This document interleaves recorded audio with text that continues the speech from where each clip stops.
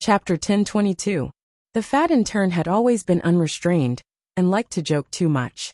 However, he did not expect someone to make a move in the institute. When the teaching staff saw this scene, they were also stunned. "Pei, manage your intern well."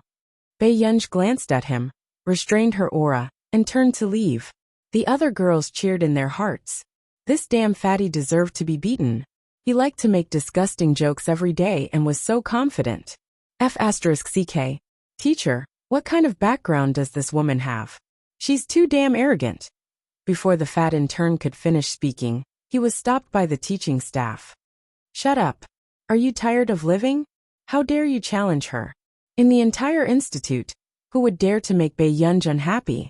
The fat intern was stunned. He did not expect the teaching staff to reprimand him like this because of Bei Yunj. However, Bei Yunj was clearly a few years younger than him. The fat intern lowered his head. No one saw the indignation in his eyes. What's wrong with you? I heard that you hit an intern the moment you came in. Bei Yunj looked at the project book and started to prepare for the experiment. She said leisurely, I overdid it. Si Qingyan was speechless. Then, isn't your project progressing too quickly? Won't your brain be damaged if you use it like this? Si Qingyan could not help but touch Bei Yunj's enviable head. However, the next moment, he was shocked by the unreal temperature. Damn, it's so hot.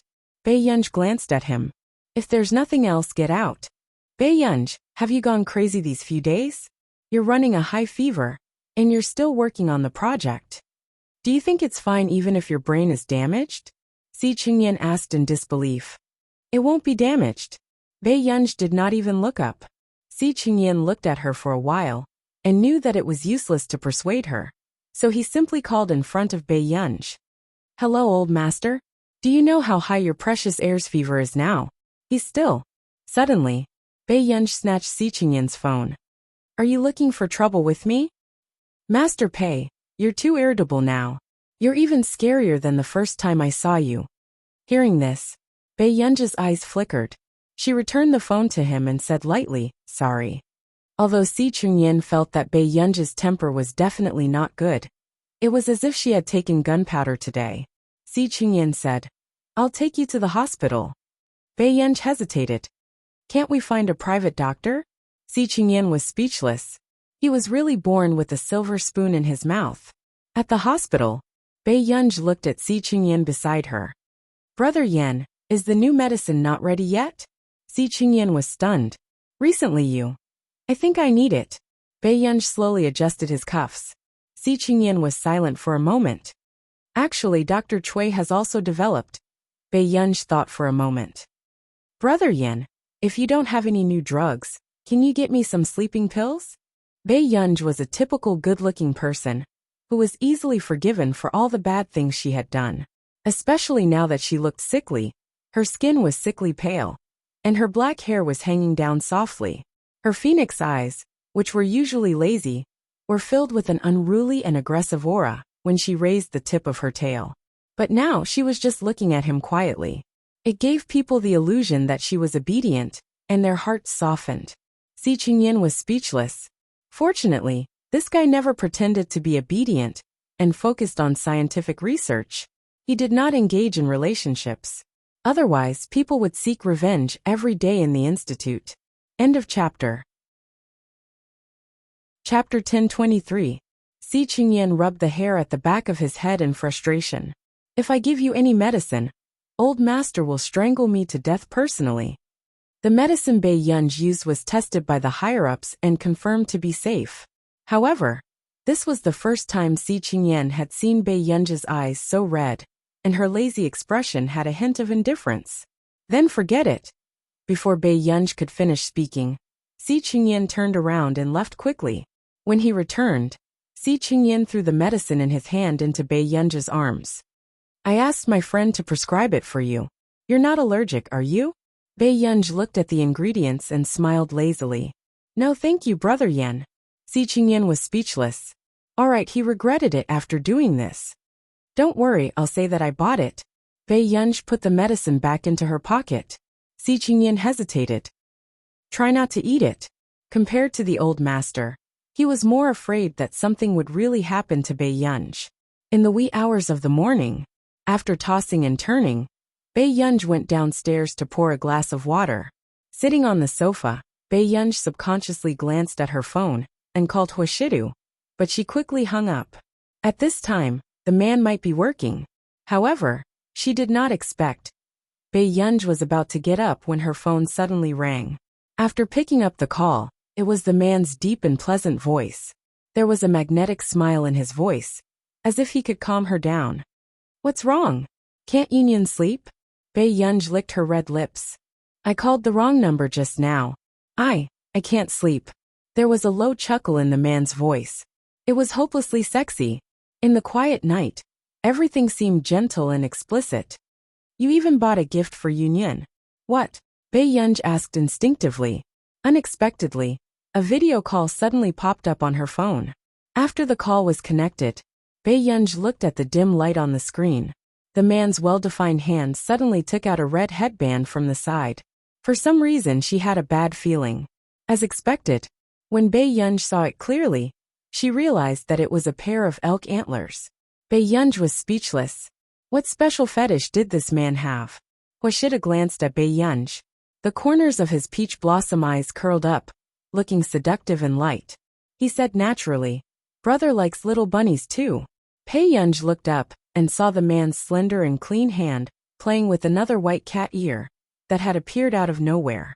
This scene was inexplicably ambiguous and seductive. It made people blush and their hearts beat faster. However, the man was quite regretful. It's a pity that Sung Soo couldn't buy it after going to 3 stores. Bei Yunj's Hua. Did Sung Soo have any self-awareness as a personal assistant? Bei Yunj rejected him expressionlessly. Doesn't Union like furry things? Of course. The man said this without blushing at all. Bei Yunj. If this thing appeared in someone else's hands, she would find it cute. However, this D*MN man's gaze was obviously wrong. I'm going to sleep. Bei Yunj hung up the phone, afraid that Huashidu would say something else. The man looked at the young lady on the other end of the video call. Her face was tense, but her ears were red. He could not help but smile. But soon, Huashidu casually threw the white cat ear in his hand on the table. Go and call Zhong Shenlin and ask when the test for the medicine will be over. P.S. Not long after I got home. I'll continue to update. End of chapter. Chapter 1024. At night, after being disturbed by Huashida's thoughts, she inexplicably slept much better. The next day, at the Computing Institute, Bei Yunj sent a message to the man. When is brother coming back? Very quickly there was a reply. Union misses me that much? Bei Yunj. She could almost imagine Huashida's tone when he said this to her. What are you looking at, Master Pei? Si Qingyan couldn't help asking. Bei Yunj glanced at Huashidu and instinctively put her phone back into her pocket. Nothing. Si Qingyan held the thermos flask with one hand and almost thought that he was seeing Bei Yunj in a relationship. However, Bei Yunj's eyes were indeed not so red today. Bei Yunj. She didn't know whether to say that this medicine was effective or that Huashidu was effective. Si Qingyan suddenly remembered. You just went to get a drip yesterday. Why are you still here today? Did you take medicine yesterday? Si Qingyan asked. Bei Yunj replied, yes. Si Qingyan nodded thoughtfully. The effect is quite good. Back home, Bei Yunj was chatting with Auntie Meow downstairs when she suddenly received a message from the man. Sleep in brother's bedroom today. There's nothing much at home. Seeing that Bei Yunj was in a better state than yesterday, Si Qingyan did not say much and only reminded her to rest well. At 5 in the afternoon, Bei Yunj was chased out of the institute and asked to rest early. Bei Yunj. Couldn't he do something that a human should do? Miss, Assistant Sung came over just now, Auntie Meow said. Bei Yunj had yet to send a message to ask. Then she saw another new message. This way, you can dream of brother. Bei Yunj had just gone upstairs when she knew what Sung Soo had done. He had cut off the power in her room. Bei Yunj. Bei Yunj asked without looking up. Is he here to get the documents? Not really. He just stood by our power supply box for a long time. I don't know what he's doing. At night. But after class, Jasmine and Titch's minds were in a mess. Did they just see a man's suit behind the teacher's back? Teacher Pei was cohabiting with someone? It was hard to guess who was behind this. Not long after, Bei Yunj went to the man's bedroom to borrow electricity and taught Jasmine and Titch for 2 hours. After he was done, he prepared to take a shower and sleep. She unconsciously frowned and opened her eyes, but she didn't see anyone in the bedroom. Outside the window, everything was quiet, and the night light was like fireflies. Yunyan, Bei Yunj, who knew nothing, changed into her pajamas and went to bed. There was a faint fragrance on the bed, which made people feel at ease as usual. In the middle of the night, Bei Yunj felt a little cold on her forehead, and subconsciously reached out to take it. Only then did she realize that it was a cooling patch. She didn't know when the man had appeared in front of her. His usually lazy peach blossom eyes were now staring straight at her. Washido was about to reach out and tidy up the cooling stickers that Bei Yunj had crooked. However, Bei Yunj suddenly grabbed his hand. The man's deep and familiar voice fell into her ears. She looked up. The man lowered his head in surprise, not wanting to meet the girl's direct gaze. This child had a fever and was confused, but she had become much bolder. Washido curled his lips and patiently allowed her to hold his hand. His other hand slowly tidied up her cooling stickers. You can't even take care of yourself after being away for 2 weeks? Washido had just finished speaking when Bei Yunj suddenly called out, "Brother." Chapter 10:25. The man sat by the bed. Not long after he got off the plane, he rushed home. At first, he thought that the little girl could not sleep because he was not around. But he did not expect her to be sick. "Are you feeling unwell?" Washido sent a message to the private doctor and allowed the little girl to hold his hand. He said, "After sweating, you won't feel uncomfortable anymore." However, Washido did not know that Bei Yunj did not hear a single word he said. At this moment, Bei Yunj looked at him for a long time before saying, "Come here." Washido raised his eyebrows and looked at the little girl on the bed. There was a hint of playfulness in his nonchalant eyes. He put down his phone and listened to her. He sat closer. However, the little girl lying on the bed was still staring at him with dissatisfaction in her eyes. The man bent down with interest. His low and hoarse laughter was seductive. "Are you confused because you're sick, Yunyan?" Bei Yunj's eyes flickered. Then, before the man could react, Bei Yunj suddenly reached out and wrapped her slender and fair arms around the man's neck. Washido was hooked by this sudden hug and leaned over instinctively. However, he quickly supported himself with one hand on the edge of the bed. He was afraid that he would hurt the culprit. "Yun." The man's voice was low and hoarse, and his sexy Adam's apple bobbed. But then Bei Yunj, who had her hands around Washido's neck, gradually looked down. She stared at the mole on the man's Adam's apple. Suddenly, the man had yet to speak. Bei Yunj suddenly leaned closer, hooked her arms around the man's neck, and kissed the mole on his Adam's apple. The man also felt a soft and warm layer on his Adam's apple. His body froze, and an unknown evil fire suddenly rose in his lower abdomen. "Do I have to take the initiative even in my dreams, brother?" Bei Yunj did not notice the darkness in the man's eyes. Her beautiful eyes curved lazily, and she felt that she had completed a major event in her life. She finally kissed the mole on Washido's Adam's apple. Although it was a dream, Washido was so angry that he laughed. In a dream, Bei Yunj, who was originally a little dizzy, saw Washido's dangerous gaze clearly. This dream was a little realistic. "What else do you want?" The lazy and noble man suddenly laughed and asked her while raising the temperature in the room. "Tell me about it." Before Bei Yunj could regain her senses, she saw Washido throw the remote control away and suddenly take off his coat and suit jacket. Bei Yunj. She didn't think about that. Bei Yunj watched as the man pulled off his tie with one hand and silently pulled the blanket up. "I still want to sleep." Not long after, Bei Yunj was scooped up and leaned against the cushion behind her. They looked up and met each other's eyes. The man's eyes were dark and his magnetic voice was lazy and playful as he asked, "Isn't it too much of a loss for you to only kiss me once in your dream, Yunyan?" Bei Yunj's gaze fell on the place she had just kissed. Because it was her first time doing it, the kiss ended very quickly. Bei Yunj's heart started to itch again. However, when Bei Yunj looked up at Huashidu again, she quickly dismissed this thought. The man in front of her had a dark gaze. It was dangerous and aggressive, as if he could swallow her at any time. She didn't know why. Bei Yunj's mind was in a mess, but she had a premonition. If she really dared to act recklessly, this person would really punish her on the spot. End of this chapter.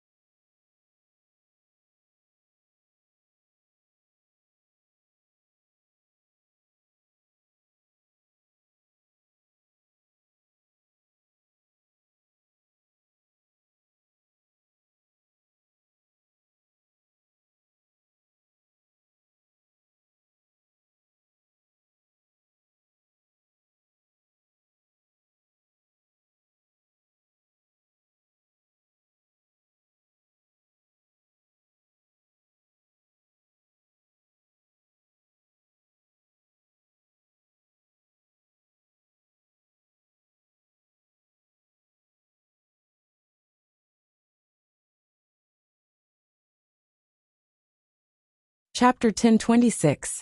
Bei Yunj. Wasn't this dream too dangerous? Brother, just as Bei Yunj's thoughts were running wild, she suddenly seemed to hear movement at the door. Bei Yunj subconsciously looked at the door. Seeing that the young lady dared to be distracted in front of him, the man who had always been casual licked his itchy teeth. The next moment, Bei Yunj had just turned around when she was suddenly pressed against the cushion. She was surrounded by the man's strong aggressive aura. She looked up and met the man's explicit and burning gaze. This dream was too wild. It was precisely because of this that Bei Yunj did not suspect that this was not a dream. Normally, with the man's usual style, it was impossible for him to do these things to her. Suddenly, Bei Yunj sucked in a breath of cold air. The man bit her neck with a moderate amount of force. It was numb but not painful. However, the atmosphere was so ambiguous that it made her cheeks burn. Don't! Bei Yunj was about to push him away and subconsciously avoided the man's aggressive aggression. However, in the next moment, the man covered the back of her head with one hand and gently stroked her long black hair. In fact, he did not allow her to retreat. The man easily eased her uneasiness, but he also led this dangerous situation that made her blush and her heart race. Outside the door, it was Jiang Baichuan, whom he had met at the private clinic last time. When Huashidu came out again, Jiang Baichuan sized up the man in front of him. He was no different from usual. "Where's your family?" Jiang Baichuan asked. Huashidu lit a cigarette and casually leaned against the door. Inside, Jiang Baichuan. He remembered that Huashidu's family member was only in high school, right? Huashidu was smoking in front of him. Then, when Jiang Baichuan walked in, the girl was dressed neatly except for an obvious bite mark on her neck. Huashidu also had times when he was not human. Jiang Baichuan looked at Huashidu with a complicated expression. "I asked you to come and see a doctor, not to stand there foolishly." The man's voice sounded indifferently. Jiang Baichuan didn't dare to say much. He just quietly checked Bei Yunji's temperature and asked fearlessly, "Is it really just a fever? No other treatment needs?" There were also people in the circle who would often treat certain injuries caused by excessive indulgence in certain aspects for the lovers of the rich. Next, when Jiang Baichuan met Huashida's gaze, he immediately shut his mouth. "Get some ointment for your neck," Huashida said slowly. Jiang Baichuan said subconsciously, "The one on your neck will disappear in 2 or 3 days." Huashida turned to look at him. "Yes, Master Du." Jiang Baichuan was very polite. "Continent K. What's the situation with Master Du? Where did he go? Why are you here to see me?" The man was wearing a white coat. His features were handsome and elegant, and his temperament was cold. Zhou Yu said, "Dr. Song, Master Du has returned to Country A these few days, but he will be here soon." Song Su laughed. "Since when is there someone in Country A who can make Master Du so happy that he forgets about home?" Zhou Yu was silent for a moment. "Master Du, this time, I brought her to see you." "What? He wants to bring a woman to see Continent K?" Song Su frowned, his tone filled with dissatisfaction. The next day, Bei Yunj woke up and felt that her hand hurt a little. She opened her eyes and saw that it seemed to have been injected with saline last night. After Bei Yunj went downstairs, she saw Huashidu reading the newspaper. "Brother?" A memory suddenly appeared in Bei Yunj's mind. The end of this chapter. Chapter 1027.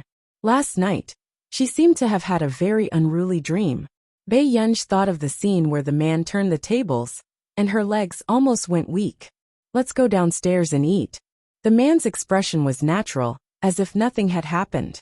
"Brother, did you come back last night?" Bei Yunj probed. The man sat at the dining table and replied lightly, "Yes." Such a normal reaction made Bei Yunj feel that what happened last night was just a dream. "What's wrong?" Huashida looked up at her. "Bei Yunj, then did you greet me last night?" The man's hand that was holding his chopsticks stopped, and he suddenly smiled. "Yunyan dreamed of me last night?" Bei Yunj. This rhetorical question made Bei Yunj speechless.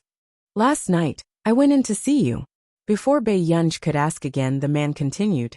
"You've been running a high fever, so I asked the doctor to give you an 4 drip. Bei Yunj. That's it. Did Yunyan do something to me in the dream?" The man's thin red lips curled up as he asked with interest. Bei Yunj.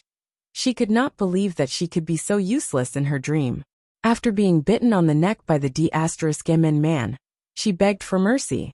What was even more unexpected was that the Huashidu in her dream could be so terrible and do things that made her blush. Yunyan. A person's dream reflects their personal preferences to a certain extent. However, the man still smiled slowly. Bei Yunj. I'm hungry. After breakfast, Bei Yunj went upstairs and looked at herself in the mirror doubtfully. In the end, there was no mark on the back of her neck. Bei Yunj pondered and slowly went downstairs. Suddenly, "Miss Pei, let me take your temperature." Bei Yunj looked up and saw Jiang Baichuan. She nodded and replied, "Okay, thank you." Jiang Baichuan also secretly glanced at Bei Yunj. From time to time, she touched the spot where she was bitten last night. He looked rather puzzled. Obviously, he didn't know what had happened last night. Jiang Baichuan couldn't help but glance at the elegant man beside him. He was truly a refined scum. This was also the first time Jiang Baichuan realized that this young man could actually lie to a young lady without blushing at all. "Dr. Jiang?" Bei Yunj's voice interrupted Jiang Baichuan's thoughts. "Let's take Miss Pei's temperature first." After regaining his senses, Jiang Baichuan immediately opened the medical box. Until Jiang Baichuan left, Huashida suddenly said, "Yunyan, I'm going out of the country in 2 days. Do you want to go with me?" Bei Yunj didn't have much to do in the station. He just needed to report to Zhong Xinglin. Sure. Bei Yunj did not look up at Huashidu either. However, when she thought of the dream last night, her ears inexplicably heated up. Why would she have such a dream? The man only curled his lips and didn't say much. The next day, Bei Yunj had just arrived at the Computing Institute when Zhong Xinglin handed a bottle of new medicine to Bei Yunj. "This bottle has just been tested. For now, this new medicine should be the most compatible with you." Bei Yunj smiled. "Thank you, Elder Zhong." Zhong Xinglin couldn't help but mutter in his heart as he drank water. There was no need to thank him. If it wasn't for the person beside her, who would be able to invite Luo Xie to make medicine. Suddenly, "Oh right, I'm going to Continent K the day after tomorrow." Zhong Xinglin choked. Cough cough, where are you going? P.S. Dr. Luo's name has been edited. It's easy to get mixed up. End of this chapter. Chapter 1028. Nance had long said that someone in Continent K was targeting Gur. Now had Gur been discovered? My brother seems to be doing something in Continent K. Bei Yunji's beautiful eyes curved as she lazily rested her chin on her hand. Zhong Xinglin was silent for a moment before probing. Mr. Hua? Yes. Si Qingyan was speechless. So Huashidu was back. No wonder he was in such a good mood today. That's good. Zhong Xinglin heaved a sigh of relief. If it was Huashidu, then there would be no danger in going to Continent K. But Gur, I know some people in Continent K. If you want to visit the school or the laboratory. I only plan to play for a few days. Zhong Xinglin's smile froze. All right then. It was harder than ascending to the heavens for his Gur to open up more interpersonal relationships. That day, Huashidu took a private plane to Continent K. After arriving at Continent K, Seng Su brought Bei Yunj back to Huashidu's private manor. Huashidu went to settle some matters. The population density of Continent K was much lower than that of Yuncheng, but the buildings they encountered on the way showed the prosperity of this continent. Continent K is more special, and the difference in regional jurisdiction is also huge. This area is usually crowded at night, and there is no domestic security. Seng Su reminded her. In Seng Su's opinion, a pampered young lady like Bei Yunj was indeed not suitable to come to a place like Continent K. You must bring bodyguards with you when you go out. Seng Su could not help but remind her again. Got it. Bei Yunj replied lazily. Private manor. Bei Yunj had just gone upstairs. After looking at her room, she was about to go downstairs for some tea. However, she did not expect to hear someone talking about her. What kind of bewitching potion has Huashidu been drugged with? Is a woman worth his attention? He really brought her to the manor? Bei Yunj pondered. The woman that the person downstairs was talking about should be her. Dr. Luo. Seng Su hurriedly wanted to stop him. However, Luo Xie sneered. I want to see what kind of fairy he has with him. After saying this, Luo Xie hadn't walked up yet when he suddenly looked up and saw the lazy girl upstairs. Black hair, red dress, snow-white skin, a slender waist, and beautiful eyes that made people not dare to look straight at her. She didn't look like a celestial immortal. Instead, she looked more like a demoness who could bring disaster to countries and people. Are you the woman beside Huashidu? Luo Xie regained his senses and asked in an unfriendly tone. Seng Su had already figured out Bei Yunji's temper. He didn't dare to watch what was about to happen. As expected, Bei Yunj glanced at him and went downstairs. Assistant Sung, I'm going to take a nap later. His meaning was obvious. He wanted Seng Su to get him out of here. Luo Xie's handsome face was about to change in anger. Wasn't the woman beside Huashidu too arrogant? However, when Seng Su heard that, he really turned to look at him and said sincerely, Dr. Luo, Master Du will probably be back at night. Why don't you go back first? Miss Pei does have the habit of taking afternoon naps. Luo Xie's expression was about to collapse. He didn't expect even Seng Su to listen to her so much. She's taking an afternoon nap. Can I sit here? Luo Xie gave a fake smile. Seng Su was serious. Miss Pei was sick 2 days ago and needs to rest. What illness? Fever. Luo Xie had studied medicine for so many years, but this was the first time he knew that she needed to rest to reduce a fever. End of chapter. Chapter 1029. Bei Yunj went downstairs to get a plate of fruits. Before she went upstairs, she asked Seng Su to help her bring the laptop upstairs. Luo Xie looked at this situation. It was obvious that Seng Su had already treated Bei Yunj as Huashidu's subordinate. Therefore, when Huashidu was not around, Seng Su only listened to Bei Yunj. Soon, Seng Su had just sent Bei Yunj's precious laptop upstairs. When he went downstairs, he was stopped by Luo Xie. Assistant Sung, what is she studying? Luo Xie guessed that Bei Yunj should also be a university student. Oh, my Miss Pei is still a third-year high school student. She just took a leave of absence. Sung Su smiled nonchalantly. Luo Xie could not believe it. She's still a high school student? Sung Su immediately explained, afraid that Luo Xie would misunderstand Huashidu. Miss Pei is already an adult. She just repeated a grade previously. She still dares to take a leave of absence after repeating a grade? Luo Xie sneered, his eyes full of disdain. He had already treated Bei Yunj as a scheming woman who wanted to cling onto Huashidu. Don't you think that this woman is very scheming? Luo Xie still wanted to remind Sing Su. However, he did not expect Sing Su to nod desperately in agreement and anger. I have indeed never seen a woman more terrifying than Miss Pei. It was only because he had secretly reported to Master Du in the district last time. Miss Pei had held a grudge for half a month. Every time she went to the Hua Corporation, she would bring a deck of cards and win all of his year-end bonus.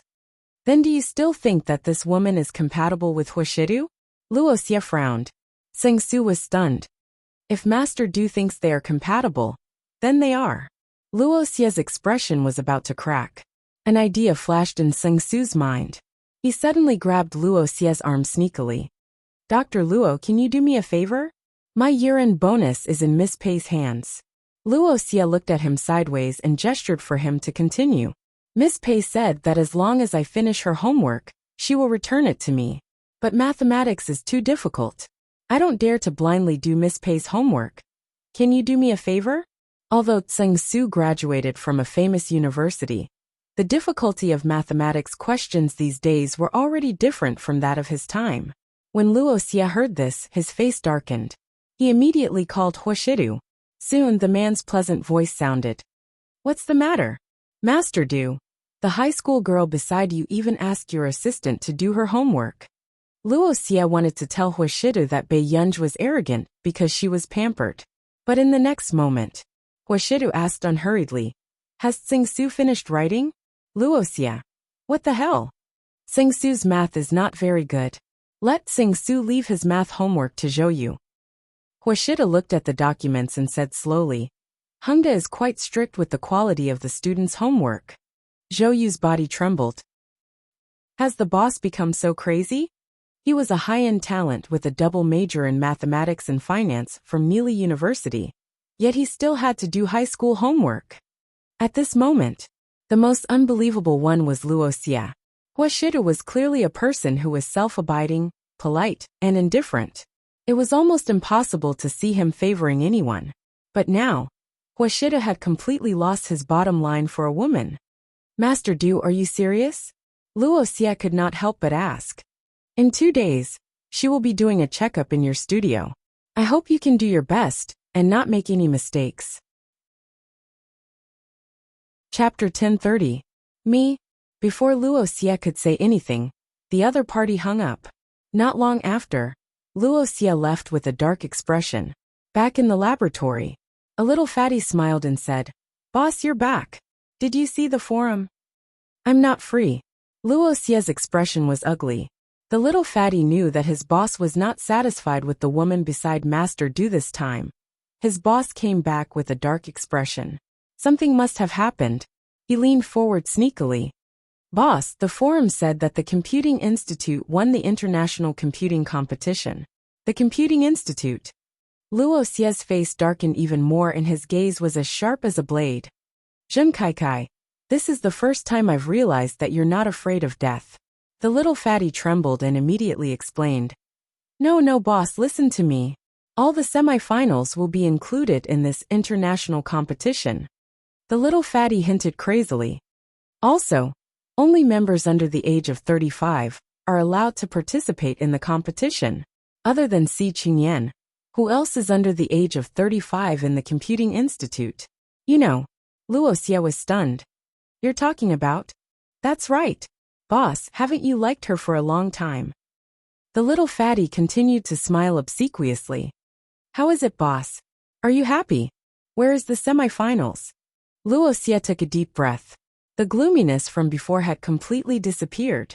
What could make a withered tree come back to life more than the power of an idol? I heard that it's either Continent K or Country J, the little fatty said. However, rumor has it that although she's quite young, some people say that she's already 35. The little fatty wanted to say something but hesitated. Boss, you're only 27. Do I need you to teach me what kind of woman I like? Luoxia looked at him coldly. The little fatty was speechless.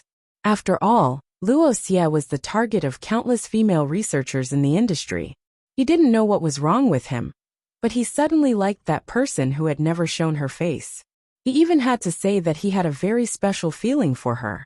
But who in the industry didn't feel that she was special? This was a super genius who had appeared out of nowhere and won 2 major awards in the world. However, everyone knew that she was an idol.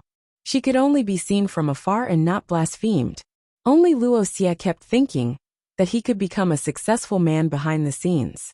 Little Fatty's mood was complicated. Boss, actually, I think you're just... Luoxia suddenly interrupted. You stay in the lab. I'm going out to buy some suits. Little Fatty. Hopefully she wasn't pregnant and wasn't ugly.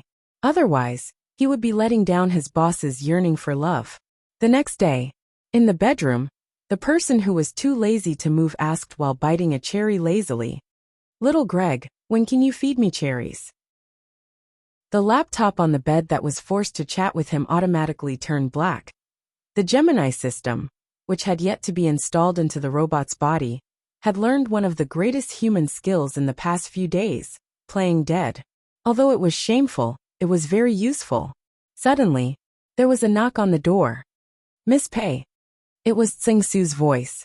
Bei Yunj raised her eyebrows and went to open the door. What's wrong?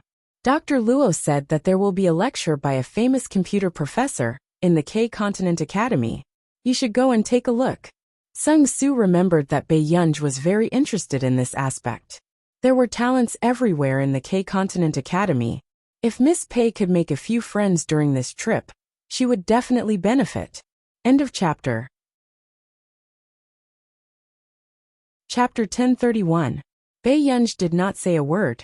She only smiled politely at Tsing Su and prepared to close the door. Wait! Tsing Su immediately blocked the door. Bei Yunj raised her eyebrows, but there was no smile in her eyes. Is there anything else? Tsing Su's scalp went numb for some reason, and he said pitifully, Miss Pei, since you've come to Continent K, you should at least walk around. What if Master Du thinks that I'm deliberately not letting you out? Tsing Su was originally worried that Bei Yunj would be unsafe if she wandered around. However, he did not expect Bei Yunj to be so homebody. Continent K Academy. Bei Yunj chewed on a candy and sat in the back seat without saying a word. Her aura was filled with impatience. Miss Pei, we're here. Tsing Su was excited. Actually, Tsing Su had never been to Continent K Academy, but he knew that it was a top academy. Although it did not participate in the international rankings, its reputation was still not inferior to Neely University. Tsing Su had wanted to go to K University in the past, but unfortunately, K University was very strict with its students. Miss Pei, aren't you excited? This is a top academy. Tsing Su chattered along the way. Bei Yunj answered perfunctorily. However, she did not expect someone to suddenly call her on the way. Miss Pei. Bei Yunj turned around and recognized Luoxia. Dr. Luo, long time no see. Bei Yunj glanced at him and left after politely brushing him off. Tsing Su was stunned by this scene. Miss Pei really didn't play by the rules as usual. She was so cold and perfunctory that no one could find fault with her. Luoxia's face darkened as he blocked Bei Yunj. Miss Pei's way of greeting is really special. Where are you going? Tsing Su immediately said. I'm taking Miss Pei to a computer lecture. Computer lecture? Suddenly, a female voice sounded. It was the woman standing beside Luoxia. That should be my lecture, right? Lai Yinqing smiled. Lai Yinqing was 28 years old, the youngest associate professor in Continent K, and also the deputy director of the 10,000 Computing Institute. Are you Professor Lai? Tsing Su was also very surprised that Lai Yinqing would be so young and beautiful. He was a bit incoherent. You are really young and beautiful, and also very powerful. Bei Yunj glanced at Tsing Su and knew that she wouldn't be able to leave anytime soon. Lai Yunqing glanced at Bei Yunj and smiled gracefully. It seems that this gentleman is more interested in my studies than this lady. Our miss is still young, so we're just bringing her here for a tour. Sang Su nodded his head like he was pecking at rice. He looked at Lai Yunqing, as if he was looking at his idol. Lai Yunqing raised her eyebrows and said thoughtfully, "Yes, but I've already finished college when I was 20. Sang Su didn't notice anything wrong, and just chatted with Lai Yunqing. Luo Xie looked at Bei Yunj and suddenly asked, "Since Miss Pei is interested in computers, why don't you sit in on the class at K Continent Academy?" Sang Su looked like a parent from Bei Yunj. His eyes lit up as he asked excitedly, "Really?" Bei Yunj was speechless. Lai Yunqing's smile froze. She looked at Luo Xie, not understanding what he meant. Luo Xie glanced at Lai Yunqing. He didn't intend to tell Lai Yunqing that Bei Yunj was brought here by Huashidu. In Continent K and Country R, Huashidu usually only brought Zhouyu with him, so no one recognized Sang Su. Luo Xie seemed to have thought of something and chuckled. "Consider it as giving me face." End of chapter. Chapter 1032. Lai Yunqing's eyes flashed, and she regained her smile. "Since you say so, I can only agree." Her tone was relaxed. "However, if Miss Pei performs well, I can also write a recommendation letter for you. In the future, better universities will still give me some face." Hearing this, Bei Yunj glanced at Lai Yunqing leisurely. Her beautiful eyes seemed to be able to see through all her thoughts. Bei Yunj sneered indifferently. Sang Su was speechless. It was not harmful, but it was extremely insulting. Indeed, Bei Yunj did not say a word, but Lai Yunqing's expression did not look too good. "Assistant Sung, my patience is limited." Bei Yunj turned to look at Sang Su. There was a hint of coldness in her beautiful eyes. Sang Su was speechless. Looking at this scene, Luo Xie did not expect Sang Su to be afraid of Bei Yunj. "Miss Pei, people can't rely on others all their lives. Isn't it a good thing to work hard for yourself?" Luo Xie asked in an unpleasant tone. He did not understand why Huashidu would fall for such a woman. "Dr. Luo." Bei Yunj smiled lazily. Her tone was gentle, but her bright eyes were wild and arrogant. "I'm not working hard. I'm leaving some space for others to show off." These words made Luo Xie's handsome face sink. He did not understand why Bei Yunj dared to say such things. Lai Yunqing glanced at Luo Xie and smiled. "Is that so? It seems that Miss Pei must have some outstanding points. Why don't you show it to everyone?" Hearing this, Bei Yunj looked at Lai Yunqing with interest.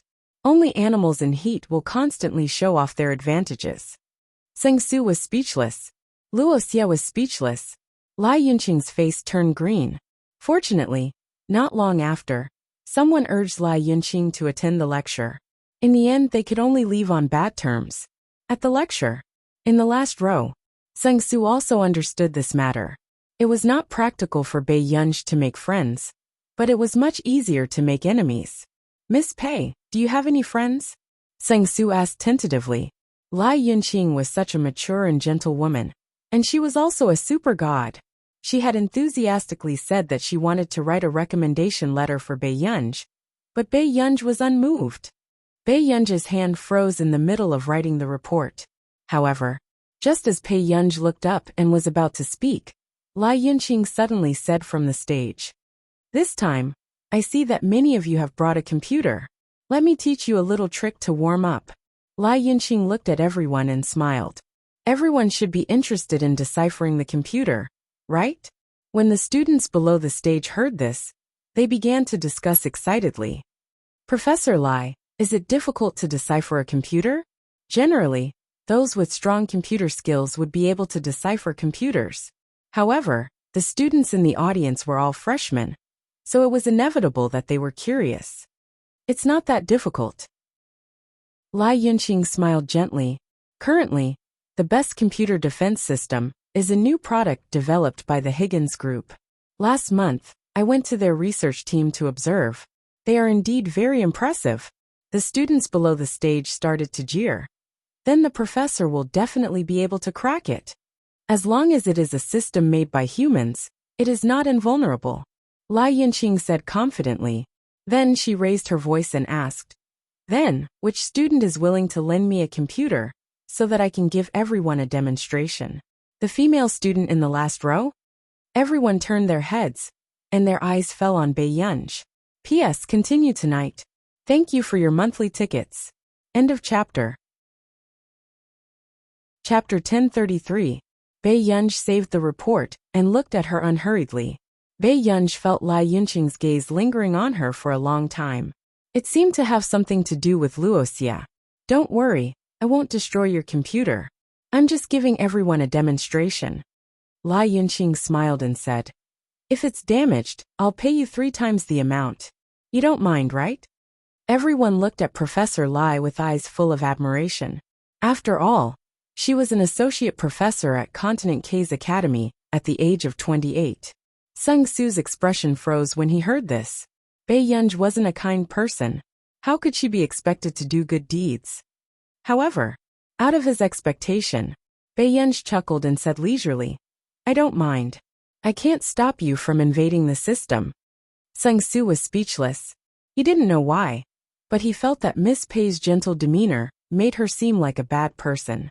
"But Professor Lai, are you sure you want to choose my computer? It doesn't have a good temper." Bae-yunj looked at the computer on her lap thoughtfully. Bae-yunj had been working on the program for a week in order to design the most accurate robot system. Although she had experience with the basic program in her previous life, Bae-yunj had been improving the system from time to time in order to achieve a high level of precision. Sung Su felt that Bae-yunj's words were a little strange, but he couldn't tell why. Lai Yunqing thought that Bae-yunj was deliberately mystifying things and smiled. "Since you don't mind, Miss Pei can bring it up." Bae-yunj let Sung Su bring her to the stage. Sung Su was well-versed in the ways of the world. In order to prevent unnecessary accidents, Sung Su stayed by Bae-yunj's computer. This was Miss Pei's computer. If anything went wrong, Sung Su was afraid that Bae-yunj would smash the entire lecture hall. At this moment, Bae-yunj was sitting in the last row. She was bored to death as she scrolled through the group chat of the research institute. She saw a few research institutes gossiping. They said that Continent K's computer scientists were gathering. Something might have happened. Bae-yunj glanced at it and continued to read the documents. On the stage, Lai Yunqing saw Luo Xie in the first row, and his gaze swept across the last row. His gaze sank. She didn't know why, but she had a feeling that Luo Xie's attitude towards Bae-yunj was a little strange. As a result, she was targeting a junior for no reason. If it was in the past, she would also laugh at her own behavior. But now, she couldn't wait any longer. Lai Yunqing's eyes flashed. Then she switched the projection screen to her computer. He wanted to show everyone how he operated it. However, when Lai Yunqing saw the HG logo on Bae-yunj's computer, she frowned. Higgins. However, she remembered that Higgins' latest product didn't include this computer. Even the top-notch configuration sold in auctions was not of this design. A hint of mockery appeared in Lai Yunqing's eyes. "Students, the computer system configuration is different, so the difficulty of our hacking will also be different. For example, it would take an expert hacker more than 7 hours to hack into a top-notch computer product of a large enterprise. As for the average random brand, it can be dealt with in 10 minutes. Lai Yunqing started to operate the computer and smiled elegantly. With the configuration of this student's computer, it can be hacked in about 10 minutes. She was saying that Bae-yunj's computer was a random brand. End of chapter.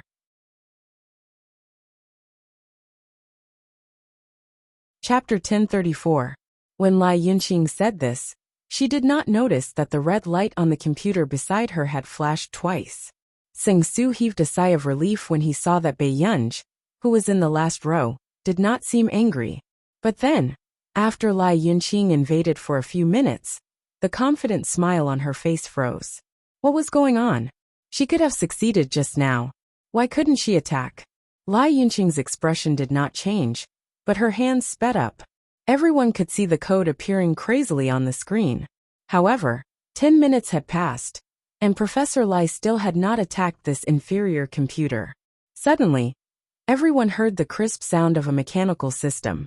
Undesirable intrusion detected. Please activate the following mode. At the same time, not far away, a few options popped up on Bei Yunji's cell phone. A. Automatic lock tracking mode. B. Anti-intrusion mode. C. Automatic alarm mode. D. Automatic processing mode. Bei Yunji casually clicked A.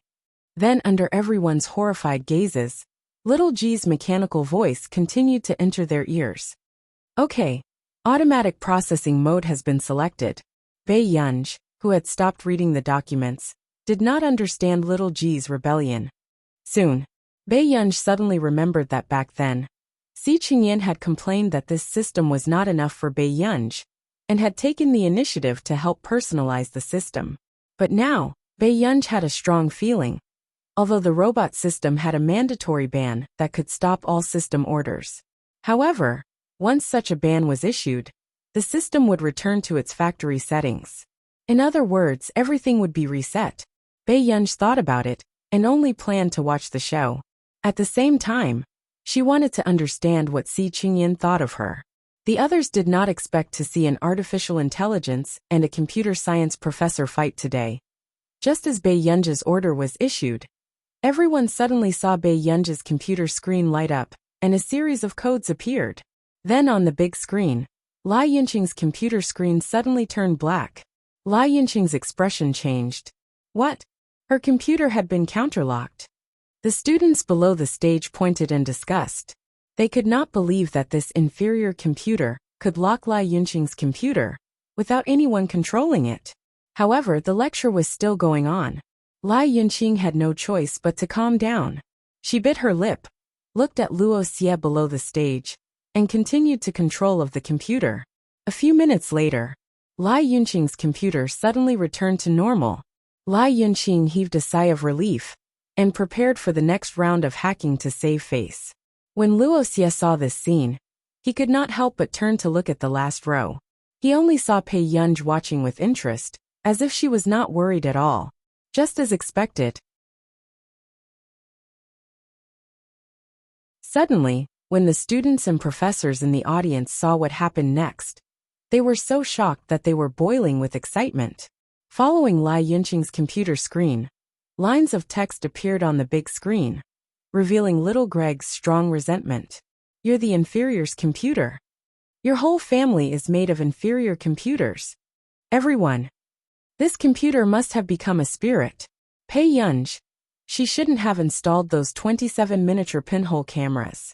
Soon, Lai Yunqing, whose face was pale, received a series of bullying warnings from little G. Is your system very powerful?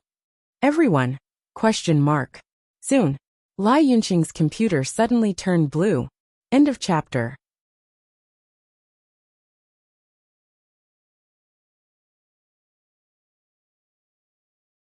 Chapter 1035. Is your CPU very powerful? As soon as little G's mechanical voice fell, everyone saw that Lai Yunqing's computer had completely collapsed. Everyone was dumbfounded. Is your heat dissipation very good? Then, everyone saw that the code on the computer that no one was controlling was flying faster. Soon, Lai Yunqing's computer started to smoke, and the entire computer was paralyzed. Lai Yunqing's face was ashen. She could only stand rooted to the ground, not knowing what to do with the artificial intelligence's counterattack. Bei Yunji. Fortunately, the system had not been installed in the robot. Otherwise, Bei Yunji did not doubt that this little thing would take a hammer and smash Lai Yunqing's computer. However, then little G's behavior was still very erratic.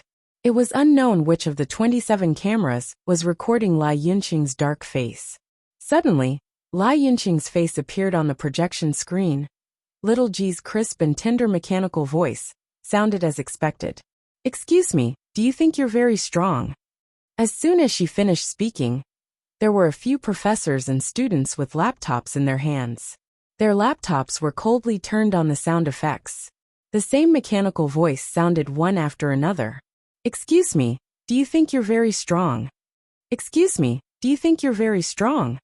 At first, it was only the laptops on the field, but then it was the phones in everyone's pockets.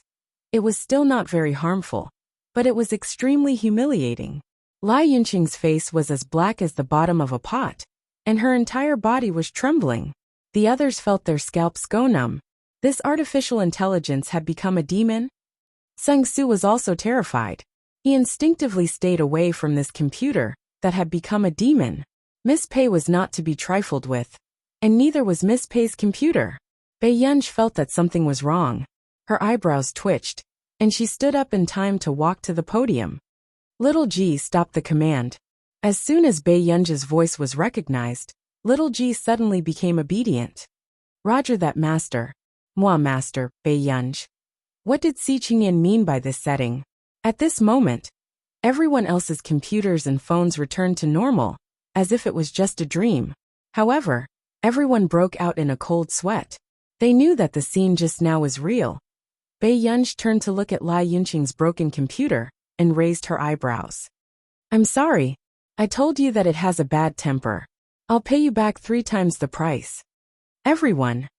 This was indeed the first time they had encountered a bad-tempered computer. Wasn't this computer too awesome? Just one word of inferior brand, and the computer crashed on the spot? What kind of computer is this? Lai Yunqing didn't look too good, but she still asked expressionlessly. One could faintly hear the unwillingness in his voice. Professor Lai doesn't understand AI either? Bei Yunj asked with interest. Artificial intelligence? Lai Yunqing's tone was filled with disbelief. She had never thought that AI would have developed to this extent. Assistant Sung. The lecture is almost over. Bei Yunj glanced at his watch and said to Sung Su. When Sung Su heard this, he walked over to Bei Yunj's computer and touched it tentatively. He didn't dare to hug it. Miss Pei, is it in a good mood now? Bei Yunj. After leaving, the people in the lecture hall were in an uproar. It's amazing. That computer is too cool. Even Professor Lai can't handle it. Is artificial intelligence so powerful? Then one day, will these things really replace us? P.S. Si Qingyan said that Little G was modified according to Master Pei's personality. Does Little G's attitude towards Master Pei look like Master Pei's attitude towards everyone? Think carefully. She scrolled through the comments and saw someone saying that Master Pei was not doing her job. Master Du had too many scenes? The second person didn't respond. I think it's alright. If they felt that Master Du had too many scenes, they could skip it or give up on the article. Firstly, Master Pei had been doing her research. However, in terms of settings, Master Pei was already at the maximum level, although she did have a huge breakthrough in the later stages. If one went further up the peak of scientific research, it would inevitably be sci-fi. After all, hundreds of years ago, not many people would have imagined the information age and smart homes. These were all the results of scientific researchers. Hence, in the later stages, Master Pei's research career would involve some sci-fi elements, but not much. End of chapter.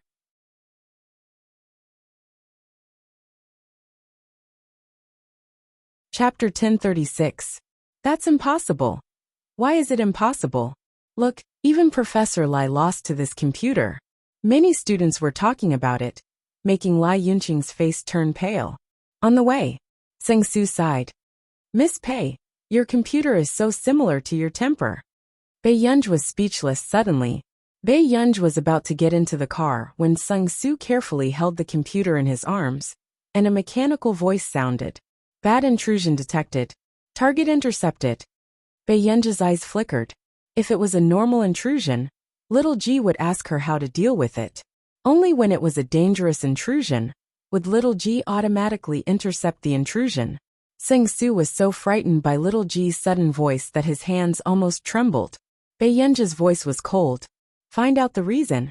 As soon as she finished speaking, Bei Yunj placed the laptop on the short table in the car. Soon, she saw the data that Little G had analyzed automatically. Successfully tracked the IP address data. The range is Ichenli Castle. The intruder is an intruder. There are 7 intruders from the same organization. The area Bei Yunj was in was Ichenli Castle. It was a place where top research universities gathered.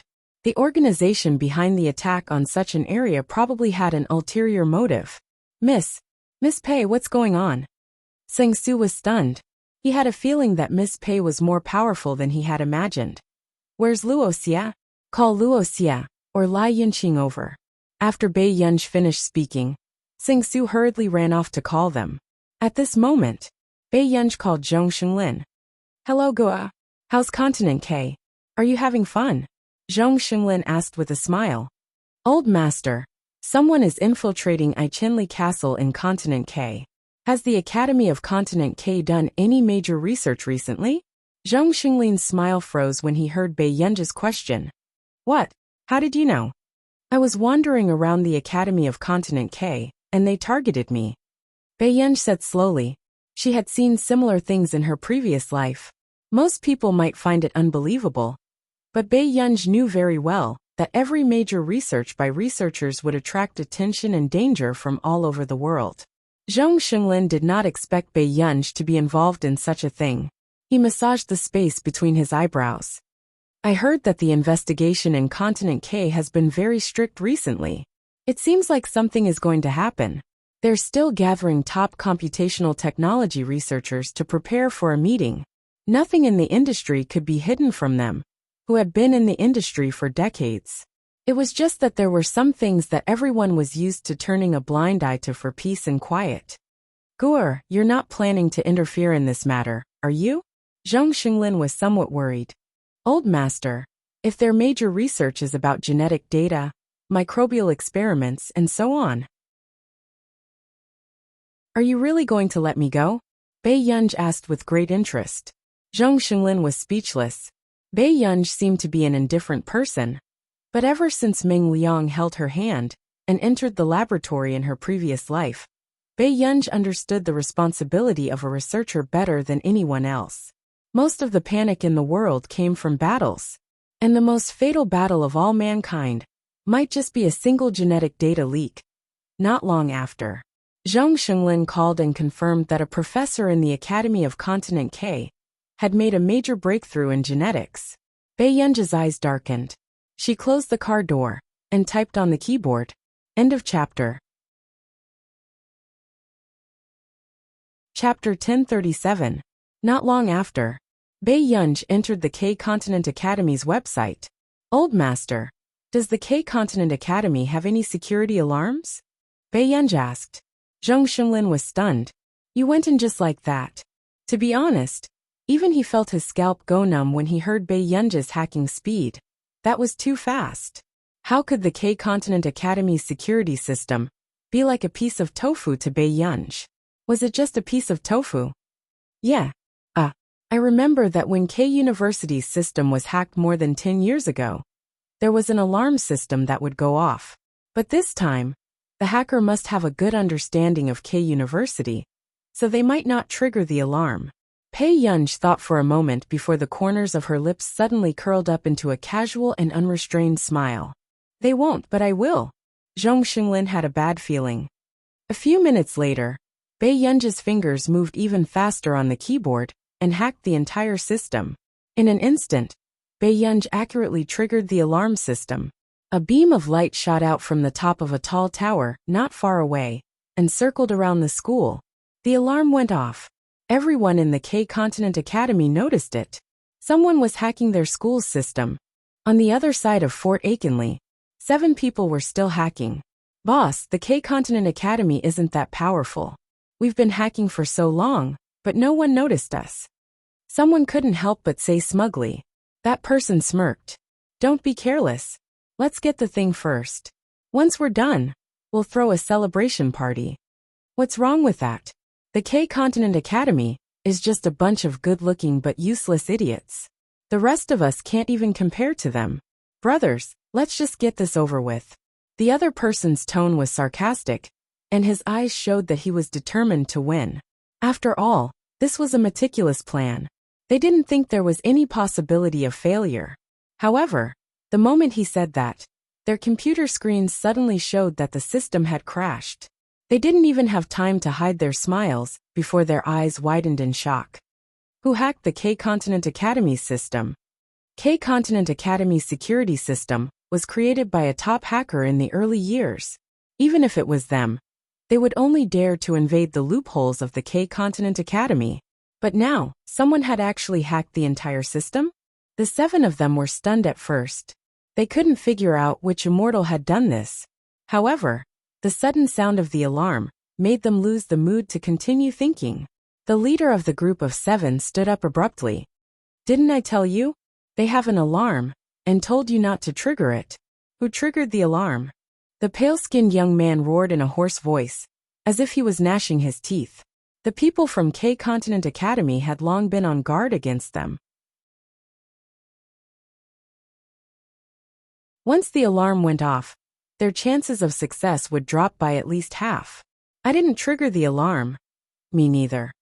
"Boss, could it be that someone else triggered the alarm?" Someone muttered in a low voice. Hearing this, only then did the pale-skinned youth recall that someone had hacked into the K-Continent Academy's system. But why would that person trigger the alarm if he could hack the Academy's system so discreetly? They could not understand. Then someone guessed. Could it be that someone is deliberately showing off to the K-Continent Academy, hacking the school's system, and deliberately triggering the alarm? Wasn't this behavior too arrogant?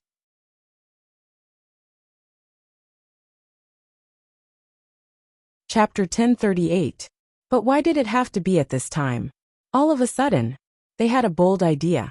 Someone wanted to make them the scapegoat. The faces of the few of them instantly turned ugly. "B-boss, can we still get the information?" The young man's expression turned ugly. He glanced at them and quickly started typing on the keyboard. But not long after, the young man realized one thing.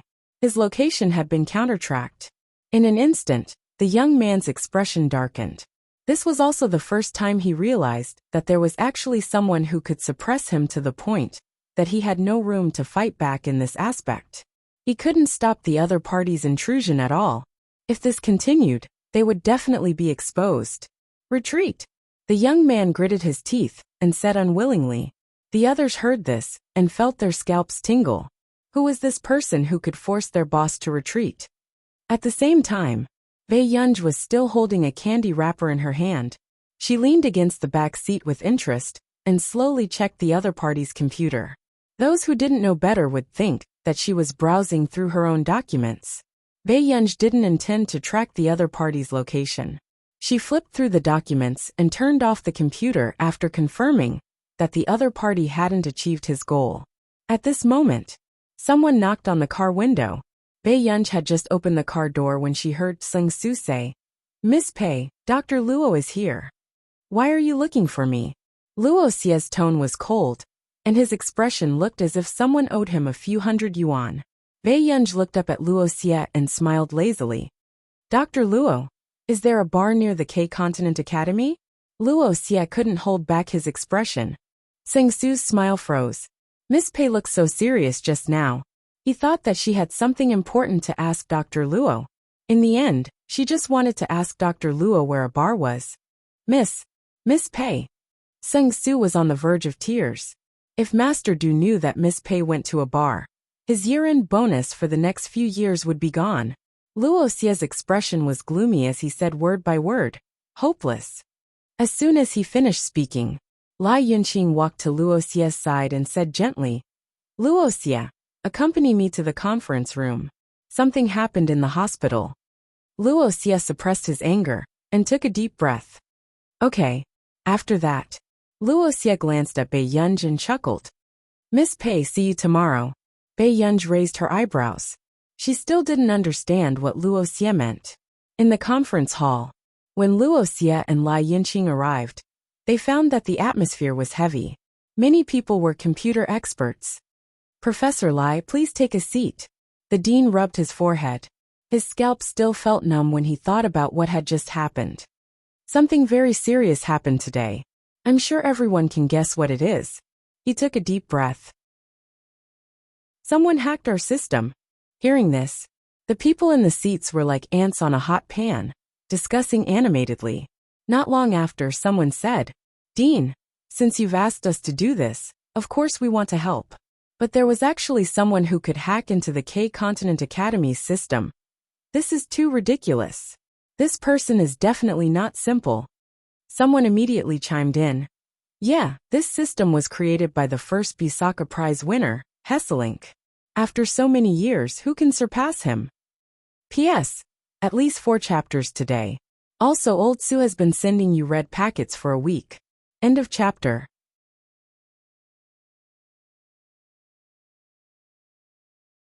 Chapter 1039. If they hadn't seen the system being hacked with their own eyes, they wouldn't have believed that such a person existed. Thinking of this, their scalps went numb. Someone broke down mentally. Director, if the opponent is already at this stage, we can't guard against it. Today, Continent K Academy had only gathered hundreds of computer experts. But even if Continent K Academy could invite Marcus from Country R and Zhong Shunlin from Country A, they might not be able to guard against it. Suddenly, Lai Yunqing finished observing the hacked website and said, Director, the person who hacked the system is not that group of people. What? How do you know? The others quickly looked at Lai Yunqing. Lai Yunqing smiled. I've fought with that group of people before. The person who hacked the system might have deliberately triggered the alarm system. Hearing this, everyone reacted. That meant that there was a big shot helping them behind the scenes. Everyone was ecstatic, and their desire to ride on someone's coattails grew stronger. Who is helping them behind the scenes? The others were also discussing excitedly. When did such a ruthless person appear in Continent K? Below the stage, a person appeared in Luo Xie's mind. But it shouldn't be possible to come to Continent K silently. Thinking of this, Luo Xie's heart felt empty. Professor Lai, you know many people in the industry. Do you know the person who is helping us secretly? After someone asked this question, everyone's gaze fell on Lai Yunqing.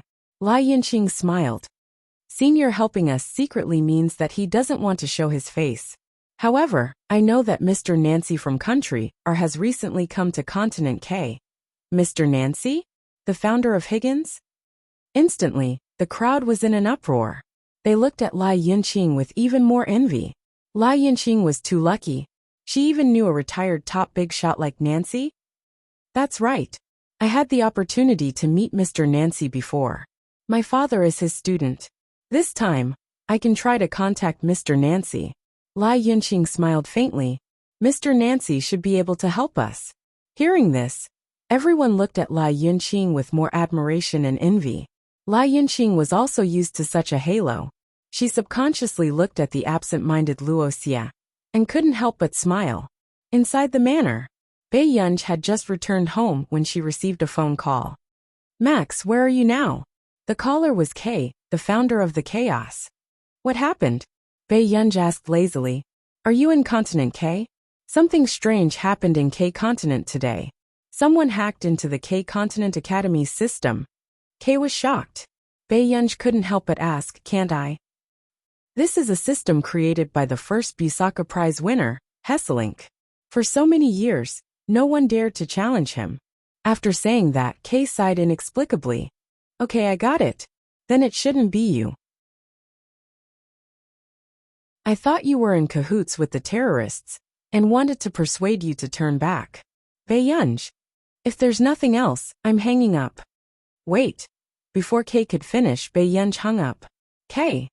Didn't he say that he would hang up if there was nothing else?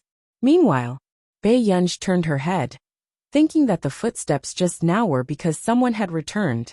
She didn't expect it to be Zhou. Bei Yunj's smile disappeared, and Zhou felt a chill down his spine. End of chapter.